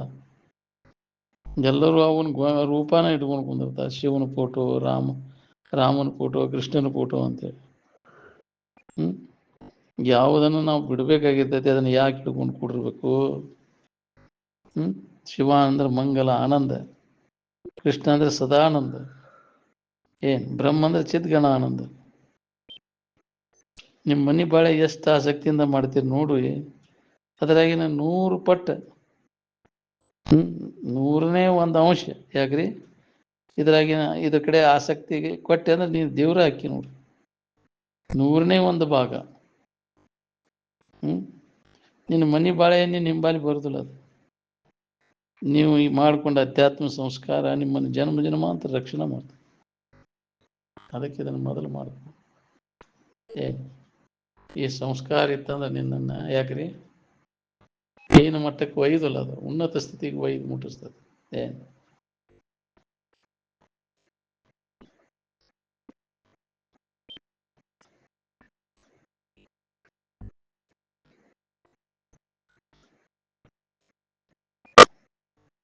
ನಾನು ನನ್ನದು ಅನ್ನೋದು ಹೋತು ಅಂದ್ರೆ ಅದು ತ್ಯಾಗ ಅಂತ. ನಾನು ನನ್ನದು ಅಂತ ಈ ಜಗತ್ತು ಹುರ್ಕಿ ಒಳಗಿಂದ ಯಾವುದೂ ನಾನಲ್ಲ, ನನ್ನದು ಅಲ್ಲ ಅಂತ ತಿಳಿದು ಕೈ ಬಿಡೋದು. ನಾನು ನನ್ನದು ಎನ್ನದೆ ಯಾವ ಮನುಜನು ನಡೆಯುವನು, ಅವನು ಮಾತ್ರ ಶಾಂತಿ ಸುಖವನ್ನು ಪಡೆಯುವನು ಅಂತ. ಅದು ನಾನು ನಂದು ಅಹಂಕಾರ ಬಂದ್ಬಿಡ್ತು. ಈ ಅಹಂಕಾರ ಬರದಂಗೆ ನಾವು ಅಭ್ಯಾಸ ಮಾಡಬೇಕು. ಅಹಂಕಾರ ರಹಿತ ಆಗಿ ಅಭ್ಯಾಸ ಮಾಡಿ ಆನಂದ ಸ್ಥಿತಿಯನ್ನು ಹೊಂದಬೇಕಾಗಿತ್ತು. ಜನ 4 ಜನ ಹೌದು ಅಂದ್ಕೂಲೆ ಅಹಂಕಾರ ಬಂದ್ಬಿಡ್ತೈತಿ. ಅನ್ನಂಗ ಯಾವ ಹೇಳವ ನಾನಂತ, ಹೌದಿಲ್ಲ? ಕಡೆಯಲ್ಕೆ ಬರ್ತೈತಿ ನಿನಗೆ ಅಹಂಕಾರ. ಅಹಂಕಾರ ಬಂತಂದ್ರೆ ಅಲ್ಲೇ ನೀನು ಸ್ಥಗಿತ ಆತಿ, ನಿನ್ನ ಸಾಧನೆ ಇಲ್ಲ.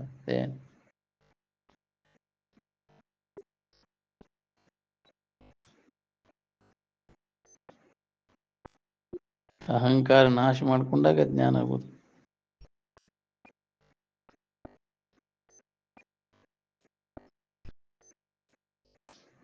ನೀವು ಆಶಾರಹಿತರಾದರೆ ಎಲ್ಲವೂ ನಿಮಗೆ ದೊರೆಯುವುದು. ಆಶಾದ ಬೆನ್ನ ಹತ್ತಿರ ಎಲ್ಲ ಕಳ್ಕೋತೀನಿ ನೋಡಿ. ಭಜನೆ ಮಾಡೋದಂದ್ರೆ ಏನು? ಕಷ್ಟದಲ್ಲಿ ಇದ್ದವರಿಗೆ ಸೇವಾ ಮಾಡೋದು, ಸಹಾಯ ಮಾಡೋದು. ಅವ್ರಿಗೆ ತಳ ಕಟ್ಟಿತಲ್ಲ. ಭಜ ಅಂದ್ರೆ ಸೇವೆ, ಭಜ ಟು ಸರ್ವ್ ಅಂದ್ರೆ ಕಷ್ಟದಲ್ಲಿದ್ದವ್ರು, ದುಃಖದಲ್ಲಿದ್ದವರಿಗೆ ಉಪಕಾರ ಮಾಡೋದು, ಸಹಾಯ ಮಾಡೋದು.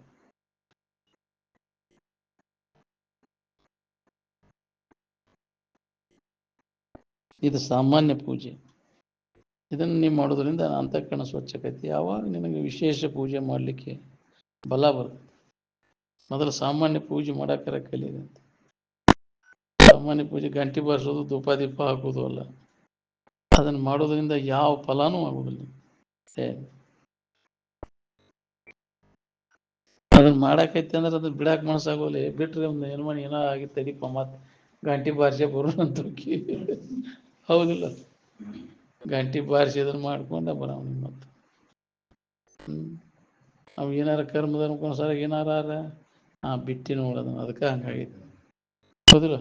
ದೇವ್ರ ಪೂಜೆ ಸರಿಯಾಗಿ ಮಾಡಿಲ್ಲ ನೀನು, ಅದಕ್ಕೆ ಹಂಗಾಗಿತ್ತು. ಬಾರಿಸಿ ಹೋಗೋದು ಬರೀ ಅದೇ ಹೆಸನ, ಮತ್ತೊಂದು ಏನೂ ಇಲ್ಲ. ಅದೇ ಇದು ತೊಗೊಂಡ್ಬಿಡ್ತು. ನಿಜವಾದ ಪೂಜೆ ಅಂದ್ರೆ ಏನು ಗೊತ್ತೇ ಇಲ್ಲ. ನಾವು ಹೊರಗೇನೆ ಏನಾರು ಮಾಡ್ಕೊಂತಕೊಂಡು ನೀವು ಒದರ್ಕೊಂಡದ್ದು ಅವು ಗೆಡಿ ಹಿಡಿದದ್ದು ಅವಕ್ಕೆ ಗೊತ್ತಾಗತ್ತೆ. ಅವಕ್ಕೂ ಇಂದ್ರಿಯಗಳದಾವು, ಕಿವಿ ಅದಾವನ ಕೇಳಕ್ಕಾದ ಒದರ್ಕೊಂಡದ್ದು ನಿಮ್ಮ ದೇವ್ರಿಗೆ ನೀವ ಮಾಡಿದ್ದು ಓದಿಲ್ಲ. ಅವು ನಿಮ್ಮನ್ನು ತಿಳಿತಾವ, ನೀವು ಅವನು ತಿಳಿತಿರು. ಇಷ್ಟು ಗೊತ್ತಾಗಲ್ಲ ನಾವು ಅಂತಿದ್ರ. ನೀವು ಅವನು ತಿಳಿತೀರಿಲ್ಲ, ತಿಳಿಯವ ಹೆಚ್ಚಿನ ತಿಳಿಸ್ಕೊಳ್ಳೋ ಹೆಚ್ಚಿನ. ನಮ್ಮಿಂದ ಅರಿಸ್ಕೊಳ್ಳೋ ಎಲ್ಲ ಅದು ಜಡ ಅದಾವು. ಕನಿಷ್ಠವಾದದ್ದು. ಏನು ತಿಳಿಯಾವ ಶ್ರೇಷ್ಠವಾದದ್ದು, ಅರಿವು ಶ್ರೇಷ್ಠವಾದದ್ದು, ಅರಿವಿಸ್ಕೊಳ್ಳೋವೆಲ್ಲ ಕನಿಷ್ಠ. ನಮ್ಮಿಂದ ಅರಿವಿಸ್ಕೊಳ್ಳೋ ದೇವರು ನಮ್ಗಿಂತ ಹೆಚ್ಚಿನ ಹೆಂಗಕ್ಕವ್ರಿ ಅವು. ದೇವ್ರಿಗಿಂತ ಹೆಚ್ಚಿನವ ನೀನು ತಿಳಿಯಾವನಿ, ದೇವ್ರನ್ನ ತಿಳಿತೀಯ ಅಂದ ಬಳಕ ಅದೇನು ನೀನು ತಿಳಿದಿಲ್ಲ ಅದಿಲ್ಲ. ಆ ದೇವ್ರು ನೀನು ತಿಳಿತಾವ, ನೀನು ಅವನು ತಿಳಿತಿ. ಏನು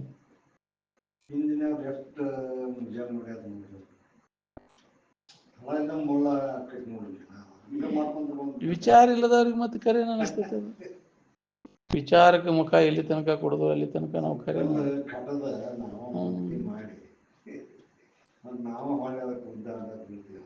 ಹೌದು. ನೀವು ಮಾಡಿದವ್ ನೀವು ಮತ್ತು ಅದ್ರಾಗ ಅಜ್ಞಾನದ ಬಿದ್ದು ನಾವು ಓಡಾಡೋದು.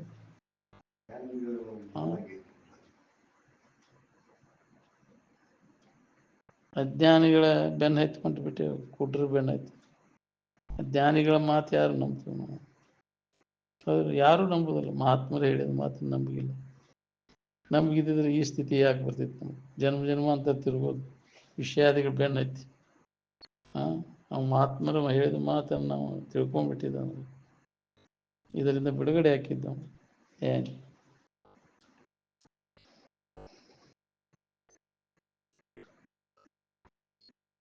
ಒಳ್ಳೆಯ ಸ್ಥಾನದಲ್ಲಿ 5 ಕಾಲದೊಳಗೆ ಒಳ್ಳೆಯ ಮನಸ್ಸಿನಿಂದ ಆತ್ಮಚಿಂತನೆಯನ್ನು ಮಾಡಕ್ಕೆ ಕಲಿಬೇಕು. ಗಿರಿ, ಶಿಖರ, ನದಿ, ಸಮುದ್ರ ದಂಡೆ, ಗೋಷ್ಠ ಅಂದ್ರೆ ಆಕಳ ಕಟ್ಟುವ ಸ್ಥಳ, ಮನೆಯಲ್ಲಿ ದೇವರ ಕೋಲೆ, ಇವು ಧ್ಯಾನಕ್ಕೆ ಕೂಡ್ಲಿಕ್ಕೆ ಯೋಗ್ಯವಾದಂತಹ ಸ್ಥಾನಗಳು. ತನಗೆ ಸುಖವಾಗಿ ಕೂಡಿರುವ ಆಸನದಲ್ಲಿ 2 ಗಳಿಗೆವರೆಗಾದ್ರೂ ಕೂಡಿರ್ಬೇಕು ಅಂತ. 2 ಗಳಿಗೆ ಅಂದ್ರೆ ಎಷ್ಟು? 48 ನಿಮಿಷಕ್ಕೆ. ಹೌದಿಲ್ಲ, 2 ಗಳಿಗೆವರೆಗಾದ್ರೂ ಕೂಡಬೇಕು ಅಂತ. ತನಗೆ ಸುಖವಾಗಿ ಬಾಳತನ ಕೂಡಲಿಕ್ಕೆ ಆಸನ ಮ್ಯಾಗ ಕೊಡ್ತೀವಿ, ಕೂತು ಆತ್ಮಚಿಂತನದ ಅಭ್ಯಾಸದೊಳಗೆ ತಪ್ಪದೇ ನಾವು ಅಂತಹ ಸ್ಥಾನದೊಳಗೆ ಕೂಡಬೇಕು. 5 ವೇಳೆ ಅಂತಾರೆ. ಯಾಕ್ರಿ? ನಮಗೆ 2 ವೇಳೆ ಇದು ಶಾಸ್ತ್ರ ಶ್ರವಣದಾಗ ಹೋಗ್ತೈತಿ, ಅಲ್ಲೇ ಧ್ಯಾನನೂ ಆಗಿ ಅದು 2 ನಡೀತೈತಿ. ಇನ್ನು 3 ವೇಳೆ ನಾವು ಧ್ಯಾನ ಸ್ವತಃ ನಾವು ವಿಚಾರ ಮನನ ಕೂಡಬೇಕಾಗೈತಿ. ಇಲ್ಲಿ ಶ್ರವಣ ಕಾಲಕ್ಕೆ ಮನನ ನಡೆದ ನಿಧಿಧ್ಯಾಸನ, ಅಲ್ಲಿ ಮನ ನಿಧಿಧ್ಯಾಸನ ಸಮಾಧಿನೂ ಹತ್ತಬಹುದು ನಿನಗೆ, ಉತ್ಕಟ ಇಚ್ಛಾ ಇತ್ತು ಅಂದ್ರೆ.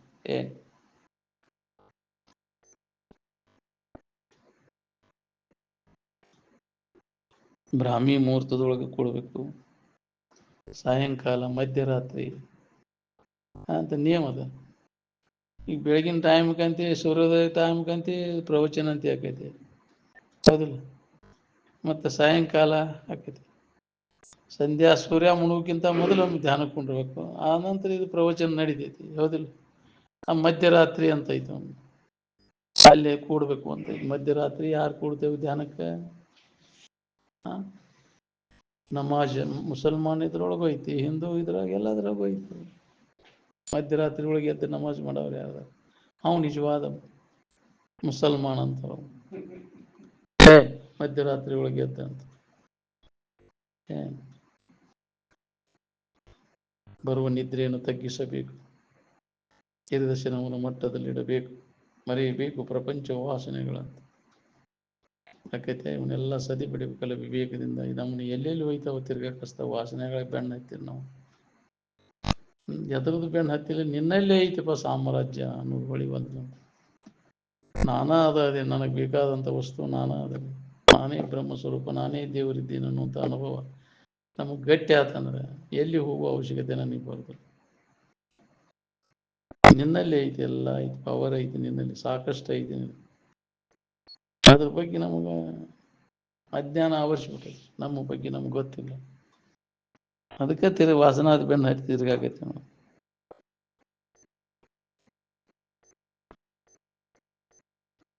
ಅರುಣೋದಯ ಕಾಲಕ್ಕೆ ನಿದ್ರಾದಿ ಸಮಯ ಅಂದ್ರೆ ನಿದ್ರೆಯಿಂದ ಎಚ್ಚರಾಗಿ ಬ್ರಾಹ್ಮಿ ಮುಹೂರ್ತೊಳಗೆಲ್ಲ ವಿಶ್ರಾಂತಿ ಇರ್ತೈತಿ. ಅಲ್ಲಿ ಧನು ಅನ್ನೋದು ಆಗಿರೋದಿಲ್ಲ ಅಲ್ಲಿ. ಆ ಟೈಮ್ನೊಳಗೆ ಧ್ಯಾನಕ್ಕೆ ಕೂಡ್ಬೇಕು ನಾವು. ಮಧ್ಯರಾತ್ರಿ ಈ ಒಳ್ಳೆಯ ಕಾಲ 5 ಕಾಲದೊಳಗೆ ಆಧಾರದಿಂದ ಧ್ಯಾನ ಕೂಡ ಕಲಿಬೇಕು. ಯೋಗಾಭ್ಯಾಸಿಗಳಿಗೆ ಮುಂದುವರಿದಂಥ ಅಭ್ಯಾಸಗಳು ಯಾರಿರ್ತಾರೆ ಅವ್ರಿಗೆ ಸೂಕ್ಷ್ಮ ಶರೀರ ಅನಾಥನಾದಗಳು ತೋರ್ತವೆ. ಕೆಲವರಿಗೆ ಮೊದಲ ನಾದ ತೋರ್ತಾವೆ, ನಂತರ ಸೂಕ್ಷ್ಮ ಶರೀರಗಳು ಕಾಣಿಸ್ತವೆ. ಹೌದು, ಸೂಕ್ಷ್ಮ ಶರೀರದೊಳಗೆ ದೇವತೆಗಳ ಶರೀರಗಳು ಕಾಣಿಸ್ತವೆ, ರಾಕ್ಷಸಿ ಪಿಶಾಚಿಗಳ ಶರೀರಗಳು ಕಾಣಿಸ್ತವೆ. ಅವೆಲ್ಲ ನಿನ್ನ ಸಾಧನೆಯ ನಿಷ್ಠೆಯನ್ನು ಪರೀಕ್ಷೆ ಮಾಡ್ಲಿಕ್ಕೆ ಬರ್ತೈತೆ. ಅವನು ನೋಡಿ ಹೆದರಿದ್ರೆ ಅದು ಮುಗಿದು ಹೋಯ್ತು, ಸಾಧನ ಅಷ್ಟ ಕಟ್ಟಿದ್ದಾರೆ. ಇನ್ನೇಮ್ ಕುಂಡ್ರಾಣ ಧ್ಯಾನಕ್ಕಂತೀವಿ, ಹೌದಿಲ್ಲ? ಕದ ಹಾಕೊಂಡ್ ಧ್ಯಾನ ಕೂತಾಗ ಇದರಿಗೆ ಒಂದು ಬ್ರಹ್ಮ ರಾಕ್ಷಸ ಬಂದು ನಿಂತು ಏನ್ ಮಾಡವ ಅಂತಿದ್ರ. ಅವು ಇಚ್ಛೆ ಬಂದ ರೂಪ ತಾಳ್ತಾವ. ಒಂದು ಘಟಸರ್ಪ ಆಗಿ ಬಂತಂದ್ರೆ ಏನ್ ಮಾಡವ? ಧ್ಯಾನ ಮುಗಿದು ಹೋಗ್ತೀನಿ ಅಂದಲ್ಲಿ, ಹೌದಿಲ್ಲ?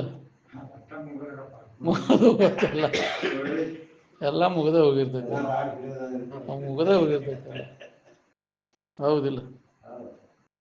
ಅಷ್ಟೊಂದು ಗಟ್ಟಿಯಾಗಿ ಉಳಿಬೇಕಲ್ಲ, ಶರೀರ ಭಾವ ಬಿಟ್ಟು ಕೂಡಬೇಕು. ಎಲ್ಲ ಭಯಭೀತಿ ಹಂಗ ಹರಿದು ನಿಂತಾಗ ಇದು ಕೆಲಸ ಆಕೈತೆ ಅಂತ.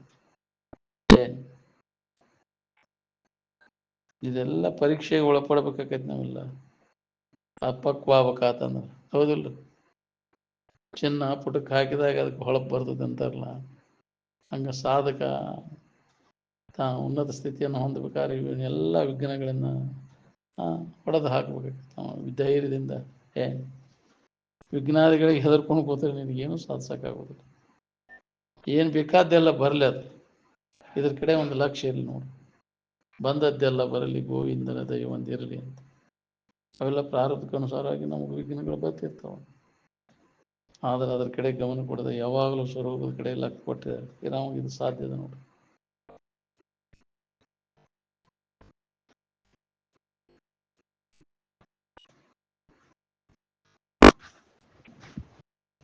ಪುಣ್ಯಾತ್ಮರು ಶರೀರ ಬಿಡುವ ಕಾಲದಲ್ಲಿ ದೇವತಾದಿಗಳ ಶರೀರಗಳ ತೋರ್ತವೆ.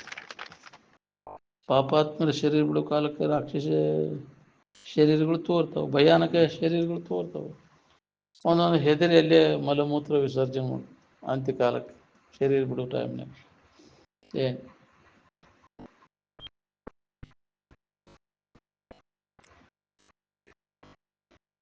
ಉತ್ತಮನಿಗೆ 3 ತಿಂಗಳ, ಮಧ್ಯಮನಿಗೆ 6 ತಿಂಗಳ, ಕನಿಷ್ಠನಿಗೆ 12 ತಿಂಗಳಲ್ಲಿ ಅದು ಸಾಧ್ಯ. ಈಗಿರ್ತ ಅಭ್ಯಾಸದಾಗ ತೊಡಗಿರಿ. ನಾವು ಈ 3 ವರ್ಗದಾಗೂ ಇಲ್ಲ. ಕನಿಷ್ಠ ವರ್ಗ 12 ತಿಂಗಳಿಗೆ ಆಕೈತೆ ಅಂದ್ರೆ ಅದು ನಾವು ಕನಿಷ್ಠ ಅಂದಾರ. ಆ ವರ್ಗದಾಗೂ ಸಹಿತಿಲ್ಲ ನಾವು. ಎಷ್ಟು ವರ್ಷ ಆದ್ರೂ 12 ತಿಂಗಳಲ್ಲ, 12 ವರ್ಷ ಎಷ್ಟಾದ್ರು ಈಗ ಯಾಕ್ರಿ ಕೇಳಾಕೈತಿ. ಎಷ್ಟು ವರ್ಷ ಅದು? ನಾವು 50 ವರ್ಷ ಆಗಕ್ಕೆ ಬಂದಿಪ್ಪ. ಏನಾರ ಒಂದು ಈಟಾರ ಮೂರ್ತಿ ಆಗೈತೇನ ಒಂದು ಈಟಾರ? ಮತ್ತು ಹೆಂಗಿದ್ದು ಹಂಗ ಇತ್ತು ಆಯ್ತು. ಕಲ್ಲಿನಕ್ಕಿಂತಲೂ ಕಡಿ ಅಂದಾರ. ಕಲ್ಲು ಕಟ್ಟದಷ್ಟಾರ ಮೂರ್ತಿ ಆಕೈತದ, ಹೌದಿಲ್ಲ? ಹತ್ಬೋದಿಲ್ಲ ಅದ ಕಟ್ಟದದ್ದ. ಇದು ಎಷ್ಟು ಕಟ್ಟಿದ್ರು ಇದು ಆಕಾರ ಆಗ್ಬೋದು ಹೇಳೋದಕ್ಕೆ.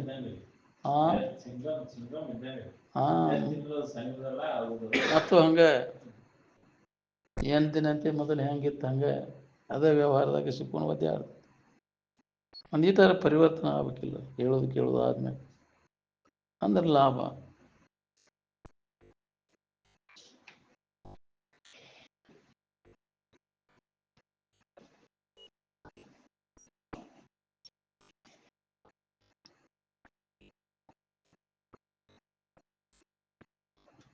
ದೇವರ ಮನೆಯನ್ನು ದೇವರ ಕೆಲಸಕ್ಕೆ ಯಾರು ಉಪಯೋಗ ಮಾಡ್ಕೋತೀರಿ ಹೇಳ್ರಿ? ದೇವರ ಮನೆ ಅಂದ್ರೆ ಸ್ವರೂಪ ಚಿಂತನೆಯನ್ನು ಮಾಡುವಂಥ ಸ್ಥಾನ. ಏನು ಬ್ರಹ್ಮನಿಷ್ಠರಲ್ಲಿ ಕೇಳಿದಂಥ ವಿಚಾರಗಳನ್ನು ಅಲ್ಲಿ ಕೂತ್ಕೊಂಡು ಮನನ ಮಾಡಲಿಕ್ಕೆ ಎಲ್ಲ ದೇವರ ಕೋಲಿ ಅಂತ ಮಾಡಿರ್ತಾರೆ. ಅಲ್ಲಿ ಜಗಲಿ ಅಂದ್ರೆ ಒಂದಿತ್ತು ಎತ್ತರ ಕೂಡರ್ಲಿಕ್ಕೆ, ನೀವ ಕೂಡರ್ಲಿಕ್ಕೆ ಮಾಡೋದು ಅದು. ಅಲ್ಲಿ ತಂದು ಯಾವರ ಫೋಟೋ ಯಾವರ ದೇವರ ತಂದು ಇಡೋದಲ್ಲ ಅದು. ಯಾಕ್ರಿ? ನಿಮಗ ಸುಖಕರಾಗಿ ಕುಂಡ್ರಲಿಕ್ಕೆ ಎತ್ತರಾಗಿ ಒಂದಿಟ್ಟು ಜಗಲಿ ಅಂದ್ರೆ ಕುಂಡ್ರಲಿಕ್ಕೆ ಹುಳ ಉಪಡಿ ಮ್ಯಾಗ ಹರಿದು ಬರಬಾರ್ದು ಅನ್ನೋ ಸಂಬಂಧ ಜಗಲಿ ಮಾಡ್ಕೊಂಡು ನೀವು ಅಲ್ಲಿ ಧ್ಯಾನ ಕೂತ ಈ ಚಿಂತನ ಬ್ರಹ್ಮನಿಷ್ಠರು ಕೇಳಿದಂಥ ವಿಚಾರಗಳನ್ನ ಮನನ ಮಾಡುವಂಥ ಸ್ಥಾನ ಅದು ದೇವ್ರ ಕೋಲಿ ಅಂದ್ರೆ. ಇಲ್ಲದಲ್ಲಿ ಅವನ ದೇವ್ರ ಫೋಟೋ ಇವನ ಗಾಂಬಿ ಇಟ್ಕೊಂಡು ಕುಂತ ಏನೇನೋ ಕೂಡಿಸ್ಕೊಂಡ್ ಬಂದಿರ್ತೇವೆ ಅವನ್ನೆಲ್ಲ. ಯಾಕ್ರಿ? ಅವನ ದಿನ ನೀರಾಗ ಎದ್ದದೈತಿ, ತೊಳಿದೈತಿ, ತಿಕ್ಕೋದು, ಇವತ್ತಿ ಬಡಿದೈತಿ, ಪೂಜೆ ಮಾಡೋದು ಯಾಕ್ರಿ ಇದನ್ನ ಮಾಡ್ಕೊತ ಬಂದಿದ್ದೀನಿ. ಎಳೆ ಎಲ್ಲ ಕಳಿತು ಕೆಲಸಿಲ್ಲ, ಅವೇನು ಮಾಡೋದು ನಾವು ಗೊತ್ತಿಲ್ಲದಾಗ ಮಾಡ್ಕೊಂಡು, ಗೊತ್ತಾದ್ಮ್ಯಾಗ ಅವ ಯಾಕೆ ಮಾಡ್ಬೇಕು ನಾವು? ಅದ ಉಪಯೋಗ ಇಲ್ಲ ಅವನು. ಎಷ್ಟು ಅವನು ಪೂಜೆ ಮಾಡಿರೋ ಏನು ಲಾಭ ಐತೆ ನನಗೆ? ಇಲ್ಲಿ ಜೀವಂತ ಮೂರ್ತಿಗಳನ್ನು ಸಂತೋಷಗೊಳಿಸು. ಅವು ನಿನ್ನ ಉಪಕಾರ ಸ್ಮರಿಸ್ತಾವು. ಕಷ್ಟದಾಗಿದ್ದಾಗ ನೀನು ಸಹಾಯ ಮಾಡಿದಾಗ ನಿನಗೂ ಒಮ್ಮೆ ಬಂದು ನಿನಗೂ ಅವು ಸಹಾಯ ಮಾಡ್ತಾವೆ. ಮಾಡಿದ ಫಲ ನಿನಗೆ ಸಿಗ್ತೈತಿ. ಆ ಜಡ ವಸ್ತುಗಳಿಗೆ ಕಲ್ಲು ಕಡೆಗೆ ಪೂಜೆ ಮಾಡಿದ್ರೆ ಯಾವ ಫಲಾನೂ ಇಲ್ಲ ಅಂತ. ಅದಕ್ಕೆ ಹೇಳ್ಯಾರ ಅವರು ಕನಕದಾಸರು, ಧರಣಿಯ ಕಲ್ಲಿಗೆ ಶರಣೆಂದು ಪೂಜೆ ಮಾಡಬಾರ್ದು. ಅದು ಪೂಜೆ ಅಲ್ಲ, ಪೂಜೆ ಅಪಾರ್ಥ. ಏನ್ ಗೊತ್ತಿಲ್ದ ಆಗಿ ಹೋತಿ ಅಂತ ಪರಿಸರದಾಗಿದ್ದಿ, ಇನ್ನಂಥ ಅನುಭವಿಗಳ ಭೇಟಿ ಆದಿಂದ ಮತ್ತು ಅದನ್ನು ಮಾಡ್ತೇನೆ ಅಂದ್ರೆ ಏನು ಮಾಡೋದು? ಹೇಳ ಮತ್ತು ಮಾಡ್ತೇನೆ, ಅದು ನಿನ್ನ ಪಾಪ. ಅನುಭವಿಸಿ ಯಾರೇನು ಮಾಡೋದು? ಎಚ್ಚರ ಆಗಲಿಲ್ಲ ಅಂದ್ರೆ ಏನು ಮಾಡೋದು? ಏನು ಎಷ್ಟು ಮಂದಿ ಮಹಾತ್ಮರು ಎಚ್ಚರಗೊಳಿಸಿದ್ರು, ನಾವು ಎಚ್ಚರ ಆಗಲಿಲ್ಲ ಅಂದ್ರೆ ಅದು ನಮ್ಮ ಕರ್ಮ. ಏನು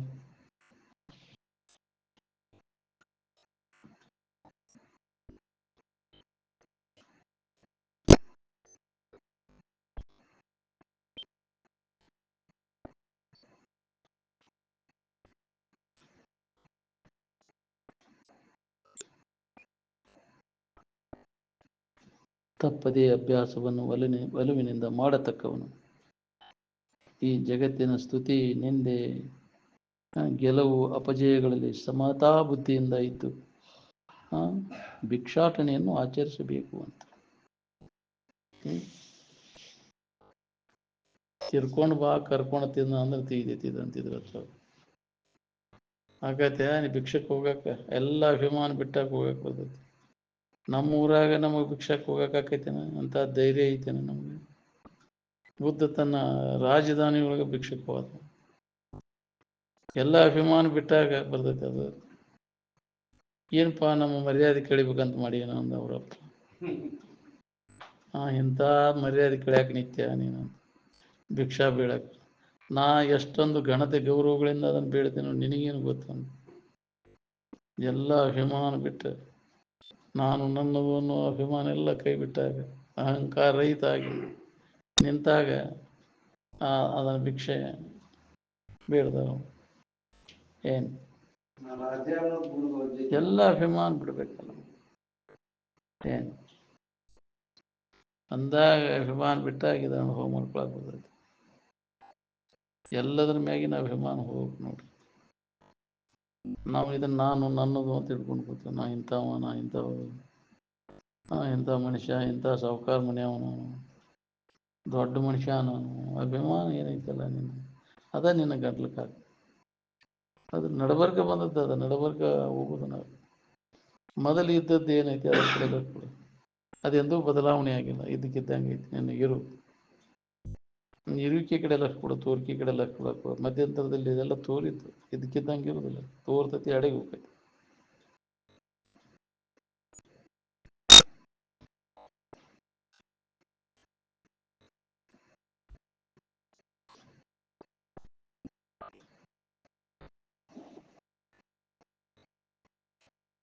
ಆತ್ಮ ಯಾವುದು, ಅನಾತ್ಮ ಯಾವುದು ಎಂಬುದನ್ನು ವಿಂಗಡಿಸಿ ತಿಳ್ಕೊಳ್ಳೋದಕ್ಕನ ವಿವೇಕ ಅಂತಾರೆ.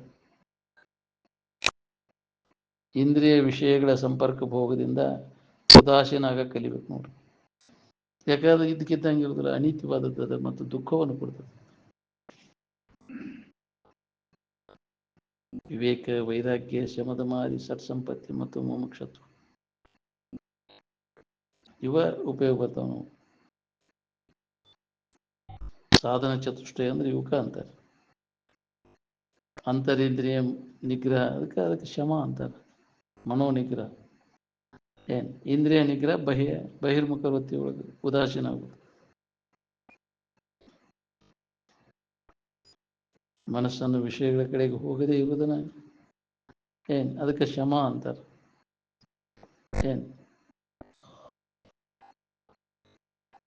ಮನಸ್ಸಿನ ಶಮ ಆದಾಗ ಇಂದ್ರಿಯಗಳ ದಮ ಆಗೈತಿ. ಇಂದ್ರಿಯಗಳನ್ನು ನಿಗ್ರಹಿಸಬೇಕಾತಂದ್ರೆ ಮನಸ್ಸಿನ ಪ್ರೇರಣೆ ಇಲ್ಲವಲ್ಲ, ಇಂದ್ರಿಯಗಳು ಏನು ಮಾಡೋದಿಲ್ಲ. ಮೊದಲು ಮನೋ ನಿಗ್ರಹ ಆತಂದ್ರೆ ಇಂದ್ರಿಯಗಳ ನಿಗ್ರಹ ಮಾಡ್ಕೊಳಕ್ ಬರ್ತೈತಿ.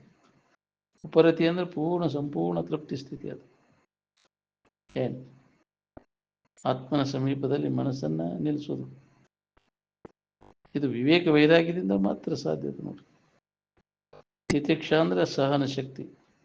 ಇದು ಜೀವನದ ಎಲ್ಲ ಅವಸ್ಥೆಗಳಿಗೆ ಧೈರ್ಯವನ್ನು ಕೊಡ್ತದೆ. ಚಳಿ, ಬಿಸಿಲು, ಗಾಳಿ ಏನೋ ತಡ್ಕೊಳ್ಳೋದು, ಹಸಿವು ತಸೆಗಳನ್ನು ಸಹನ ಮಾಡ್ಕೋದು, ಸ್ತುತಿ, ನಿಂದೆ, ಮಾನ, ಅಪಮಾನಗಳನ್ನು ಸಹನ ಮಾಡ್ಕೋದು, ಇವೆಲ್ಲ ತಿತಿಕ್ಷಾದೊಳಗೆ ಬರ್ತದೆ. ಶ್ರದ್ಧೆ ಅಂದ್ರೆ ಶ್ರುತಿ ಗುರುಗಳಲ್ಲಿ ನಂಬಿಕೆ, ಅವ್ರು ಹೇಳಿದಂಥ ಮಾತಿನಲ್ಲಿ ನಂಬಿಕೆ ಬೇಕಲ್ಲ. ಇದಪ್ಪ ನಿಜವಾದದ್ದು ಅಂತ ತಿಳಿದ ಅದರ ಅಭ್ಯಾಸದಾಗ ತೊಡಬೇಕು. ಅವನು ನಂಬಿಕಿದ್ರೆ ಅಭ್ಯಾಸಕ್ಕೆ ಕೊಡ್ತಾನ. ನಂಬಿಕೆನ ಇಲ್ಲಲ್ಲ. ನಾವು ಎಷ್ಟು ಮಂದಿ ಇದ್ದೇವೆ ಧ್ಯಾನಕ್ಕೆ ಕೊಂಡ್ರೆ ಅವರು ಮಹಾತ್ಮರು ಹೇಳಿದ ಮಾತಿನ ಮೇಲೆ ನಂಬಿಕೆ ಇದ್ದಿದ್ರೆ ಧ್ಯಾನಕ್ಕೆ ಕೂತ ಅದರ ಅನುಭವ ತಗೋತಿದ್ವಿ. ಹಂಗೆ ಕೇಳ್ತೇವೆ ಮತ್ತು ನಮ್ಮ ಚಾಳಿ ಬಿಡಿದ್ರು. ಏನು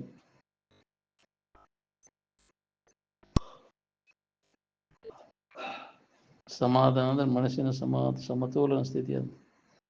ಏನು ದುಃಖ ಬಂದಾಗ ಕುಗ್ಗುವಂಗಿಲ್ಲ, ಸುಖ ಬಂದಾಗ ಹಿಗ್ಗುವಂಗಿಲ್ಲ. ಆ ಸಮಾಧಾನ ಸ್ಥಿತಿಯಿಂದ ಇರಬೇಕು ಅಂದ.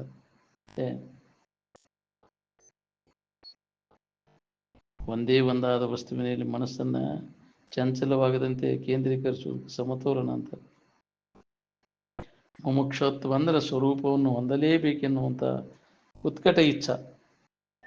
ಏನು ಮನೆಗೆ ಬೆಂಕಿ ಹತ್ತಿದಾಗ ಹೆಂಗೆ ಎಲ್ಲರನ್ನು ಬಿಟ್ಟುಕೊಟ್ಟು ಹೆಂಗೆ ಉಳುಕಿ ಯಾರನ್ನೂ ನೋಡೋದಿಲ್ಲ. ನಾವು ಮೊದಲು ನಾವು ಒಬ್ಬ ಆದ್ರೆ ಸಾಕಪ್ಪ ಅಂತ. ಬೆಂಕಿ ಹತ್ತೈತಿಪ್ಪ ಇದು ಮನೆಗೆ ಅಂದ್ರೆ ಬದಲು ನಾವು ಒಬ್ಬ ಬದುಕೇನಂತ.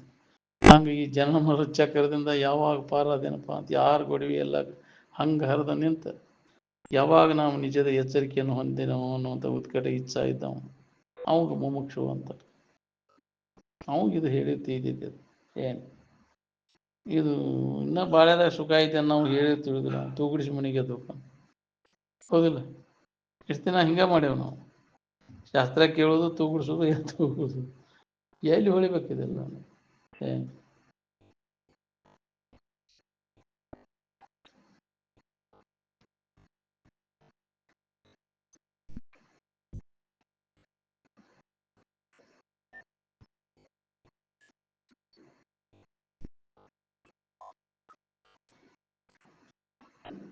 ವಿವೇಕದಿಂದ ಉಂಟಾದಂಥ ವೈರಾಗ್ಯನೇ ಬೇರೆ.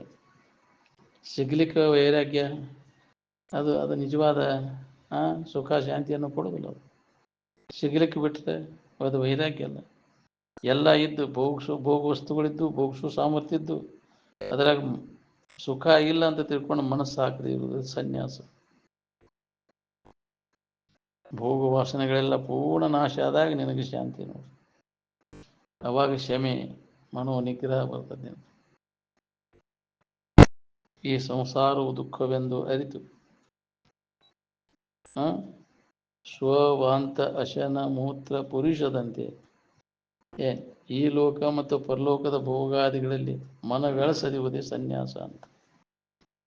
ವಾಂತಿ ಮಾಡಿಕೊಂಡದ್ದನ್ನು ಹೆಂಗೆ ಹೊಳ್ಳಿ ತಿನ್ನಕ್ಕೆ ಮನಸ್ಸಾಗೋದಿಲ್ಲ, ಹಂಗೆ ಈ ವಿಷಯ ಭೋಗ ಏನದವ ಇವನು ಬಿಟ್ಟ ಮ್ಯಾಗ ಹೊಳ್ಳಿ ಇದ್ರ ಮನಸ್ಸು ಹಾಕಬಾರ್ದು. ಹಂಗೆ ಮನಸ್ಸು ಹಾಕದಂಗಿದ್ರೆ ಅದು ನಿಜವಾದ ಸನ್ಯಾಸ. ಯಾರದ್ರಿ ಅಂತ ನಿಜವಾದ ಸನ್ಯಾಸಿ ತ್ಯಾಗ ಮಾಡಿದ್ರು.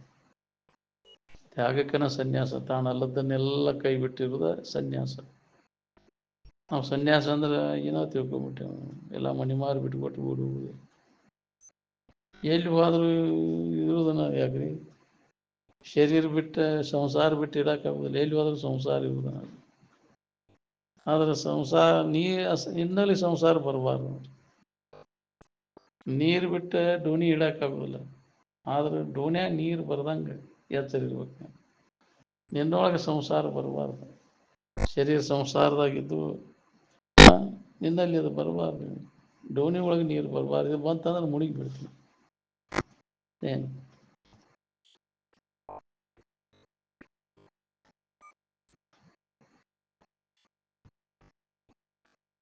ಈ ಸಂಸಾರವು ದುಃಖಪ್ರದವೆಂದರಿತು ಯಾವಾಗದರಿಂದ ಹೊಳ್ಳಿ ನೋಡ್ಲಂಗೆ ಹಾಂ, ಹೆಂಗೆ ಬಿಟ್ಟದ್ದನ್ನು ಹೊಳ್ಳಿ ನೋಡೋದಿಲ್ಲ ಅಂತ ಯಾಕ್ರಿ ಹಂಗೆ ಆಗ್ಬೇಕು. ಹಂಗೆ ನಮ್ಮಲ್ಲಿ ಬರಬೇಕಲ್ಲ ಅದನ್ನು ತೊರೆದುದರಲ್ಲಿ ಮತ್ತೆರಗದಿರ್ಪುದೇ ಚಂದ ಅಂತ. ಒಮ್ಮೆಯೂ ಅದನ್ನು ನೆನಪು ಮಾಡೋಂಗಿಲ್ಲ, ಬಿಟ್ಟೇನನ್ನೋ ಭಾವ ಸಹಿತ ಬರಬಾರ್ದು. ಏನು ಅವನು ನಿಜವಾದ ಸಾಧಕ. ಈ ಯೋಗದಲ್ಲಿ ವಿಘ್ನಾದಿಗಳು ಬರತ್ತಿರ್ತಾವೆ, ಪ್ರಾರಬ್ಧಕ್ಕನುಸಾರವಾಗಿ ನಮಗೆ ವಿಘ್ನಗಳು ಬರ್ತಾವೆ. ಅವು ಬಂದು ಅಂದರೆ ಅವುಗಳನ್ನು ವಿವೇಕ ವೈರಾಗ್ಯದಿಂದ ದೂರ ಮಾಡಿಕೊಳ್ಳೋ ಪ್ರಯತ್ನವನ್ನು ಮಾಡಬೇಕಾಗಿದೆ. ಅಂತಹ ಪ್ರಸಂಗದಲ್ಲಿ ಮಹಾತ್ಮರು ಹೆಂಗೆ ಅವನ್ನೆಲ್ಲ ದೂರ ಮಾಡಿಕೊಂಡ್ರು ಅನ್ನೋದನ್ನು ನೆನಪಿಗೆ ತಗೊಂಡು ನಾವು ಅದರಂತೆ ವಿಚಾರ ಮಾಡಿ ಆ ವಾಸನೆಗಳನ್ನೆಲ್ಲ ಹೊಡೆದು ಹಾಕುವ ಪ್ರಯತ್ನವನ್ನು ಮಾಡಬೇಕು. ಅವರಲ್ಲಿ ಕೇಳಿದಂಥ ಯುಕ್ತಿಗಳನ್ನು ನಾವು ಮನನ ಮಾಡಿ ಅದನ್ನು ಗಟ್ಟಿ ಮಾಡ್ಕೋಬೇಕು. ನೋಡಿ, ಅಂದಾಗಂಥ ಪ್ರಸಂಗದಾಗ ಅವನು ಹೊಡೆದು ಹಾಕಕ್ಕೆ ಬರ್ತದೆ. ಅಭ್ಯಾಸದ ಶೈಲಿ ಜ್ಞಾತೃ ಜ್ಞೇಯ ಜ್ಞಾನ ವಿಕೃತಿಗಳು ಬಂದು ಅಡ್ಡಿಯನ್ನು ಉಂಟು ಮಾಡ್ತಾವೆ. ಅಭ್ಯಾಸ ಕೂಡ್ಬೇಕಂತಂದ್ರೆ ಮರುವೆ ಬರ್ತೈತಿ, ಆಲಸ್ಯತನ ಬರ್ತೈತಿ, ಮನಸ್ಸು ಚಂಚಲ ಆಕೈತಿ. ವಿಷಯದಾಗ ಅದರಾಗ ಮುಳುಗೇನೆ ಅಂತೈತಿ, ಬರೇ ಒಂದಿಲ್ಲ ಒಂದು ವಿಷಯ ಚಿಂತನದಾಗ ವಿಷಯ ಸಮಾಕುಲತೆ, ಸಂಶಯ, ವಿಸ್ಮೃತಿಗಳು, ಇವು ಜ್ಞಾತೃ ವಿಕೃತಿಗಳೆಂಬ ವಿಘ್ನಗಳು. ಇದು ಅನಿಮಾದಿ ಸಕಲ ಸಂಪದ ಸಿದ್ಧಿಗಳು ಜ್ಞಾನ ವಿಕೃತಿಗಳೆಂಬ ವಿಘ್ನಗಳಿವೆಲ್ಲ. ಹೌದು, ಇವೆಲ್ಲ ಅನಿಮ ಗರಿಮ ಲಘಿಮ ಅಂತ ಬರ್ತಾವಲ್ಲ, ಅಷ್ಟಮ ಸಿದ್ಧಿಗಳು. ಇವುಗಳು ಬಾಯಿ ತಗೊಂಡು ಕುಂತಿರ್ತೀವ, ನಿನಗೆ ಇದು ವಿಘ್ನ, ಇದನ್ನು ಮುಂದುವರಿಯೋಕ್ಕಾಗುವುದಿಲ್ಲ. ವಿಘ್ನಾದಿಗಳಿಗೆ ನೀನು ಇವು ಬಿದ್ದೆ ಅಂದ್ರೆ ವಾಸನೆಗಳಿಗೆ ಬಿದ್ದೆ ಅಂದ್ರೆ ಏನು ಈ ಲೋಕ ಮತ್ತು ಪರಲೋಕದ ಭೋಗಾದಿಗಳ ಕಡೆ ಲಕ್ಕ ಕೊಟ್ಟೆ ಅಂದ್ರೆ ಹೋದನಿಂದ ಅಂತ. ಸಿದ್ಧಿಗಳು ಸಿದ್ಧಿ ಹೆಗೆದಾಗ ಬಿದ್ದೆ ಅಂತೀಯಲ್ಲ, ಮತ್ತು ತೆಗಿನಾಗ ಬಿದ್ದೀನಿ ಅಂತ ಎಂದೂ ಕಡೆಗೆ ಆಗೋದಿಲ್ಲ. ಸಿದ್ಧಿಗಳ ವ್ಯಾಮೋಹಕ್ಕೆ ಬಿದ್ದೆ ಅಂದ್ರೆ ಏನು ಸಿದ್ಧಿಗಳೆಲ್ಲ ಒಂದು ಎಚ್ಚರಿಕೆ ಒಳಗೆ ನೋವು. ಈ ಎಚ್ಚರಿಕೆ ಅವಸ್ಥೆನ ಬಾಧ ಐತೆ ಅನ್ನೋ ಹೊತ್ನಾಗ ಆದ್ರೆ ನಾನು ಸಿದ್ಧಿ ತೊಗೊಂಡು ಏನು ಮಾಡ.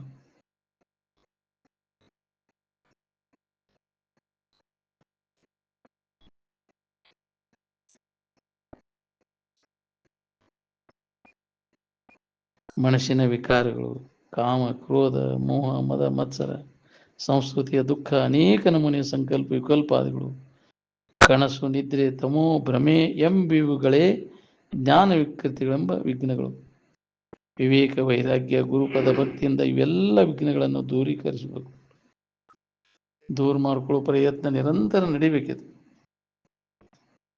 ನಿಜವಾಗಿ ಸುಖ ಹೊಂದಬೇಕನ್ನೋ ಒಂದು ಕೆಲಸ ಇದೆ. ಏನು ವಿವೇಕ ವೈರಾಗ್ಯ ಇಲ್ಲದ ಹೊರತಾಗಿ ಯಾವ ವಿಘ್ನಗಳನ್ನು ಕಳ್ಕೊಳ್ಳಿಕ್ಕೆ ನಮಗಾಗುದಿಲ್ಲ. ವಿಷಯಾದಿಗಳ ವಿಚಾರ ಸಮಾಜ ನಿಜವಾದ ಶಾಂತಿಯನ್ನು ಭಂಗಪಡಿಸ್ತದೆ. ಇದು ಹೊಳಿಬೇಕಲ್ಲ ನಮಗೆ.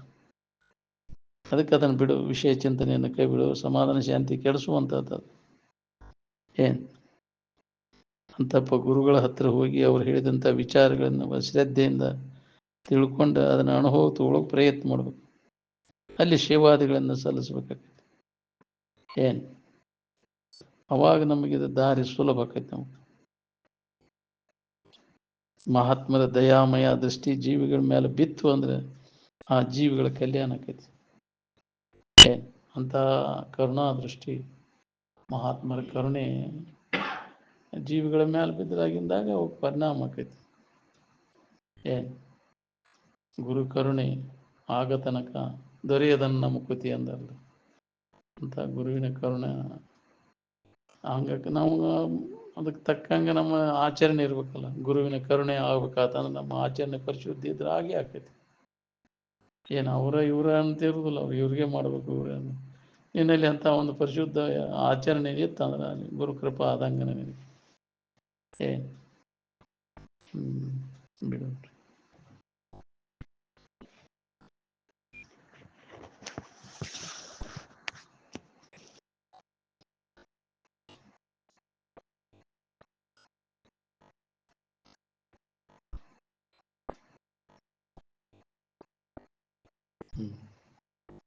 सकल साधु संत महाराज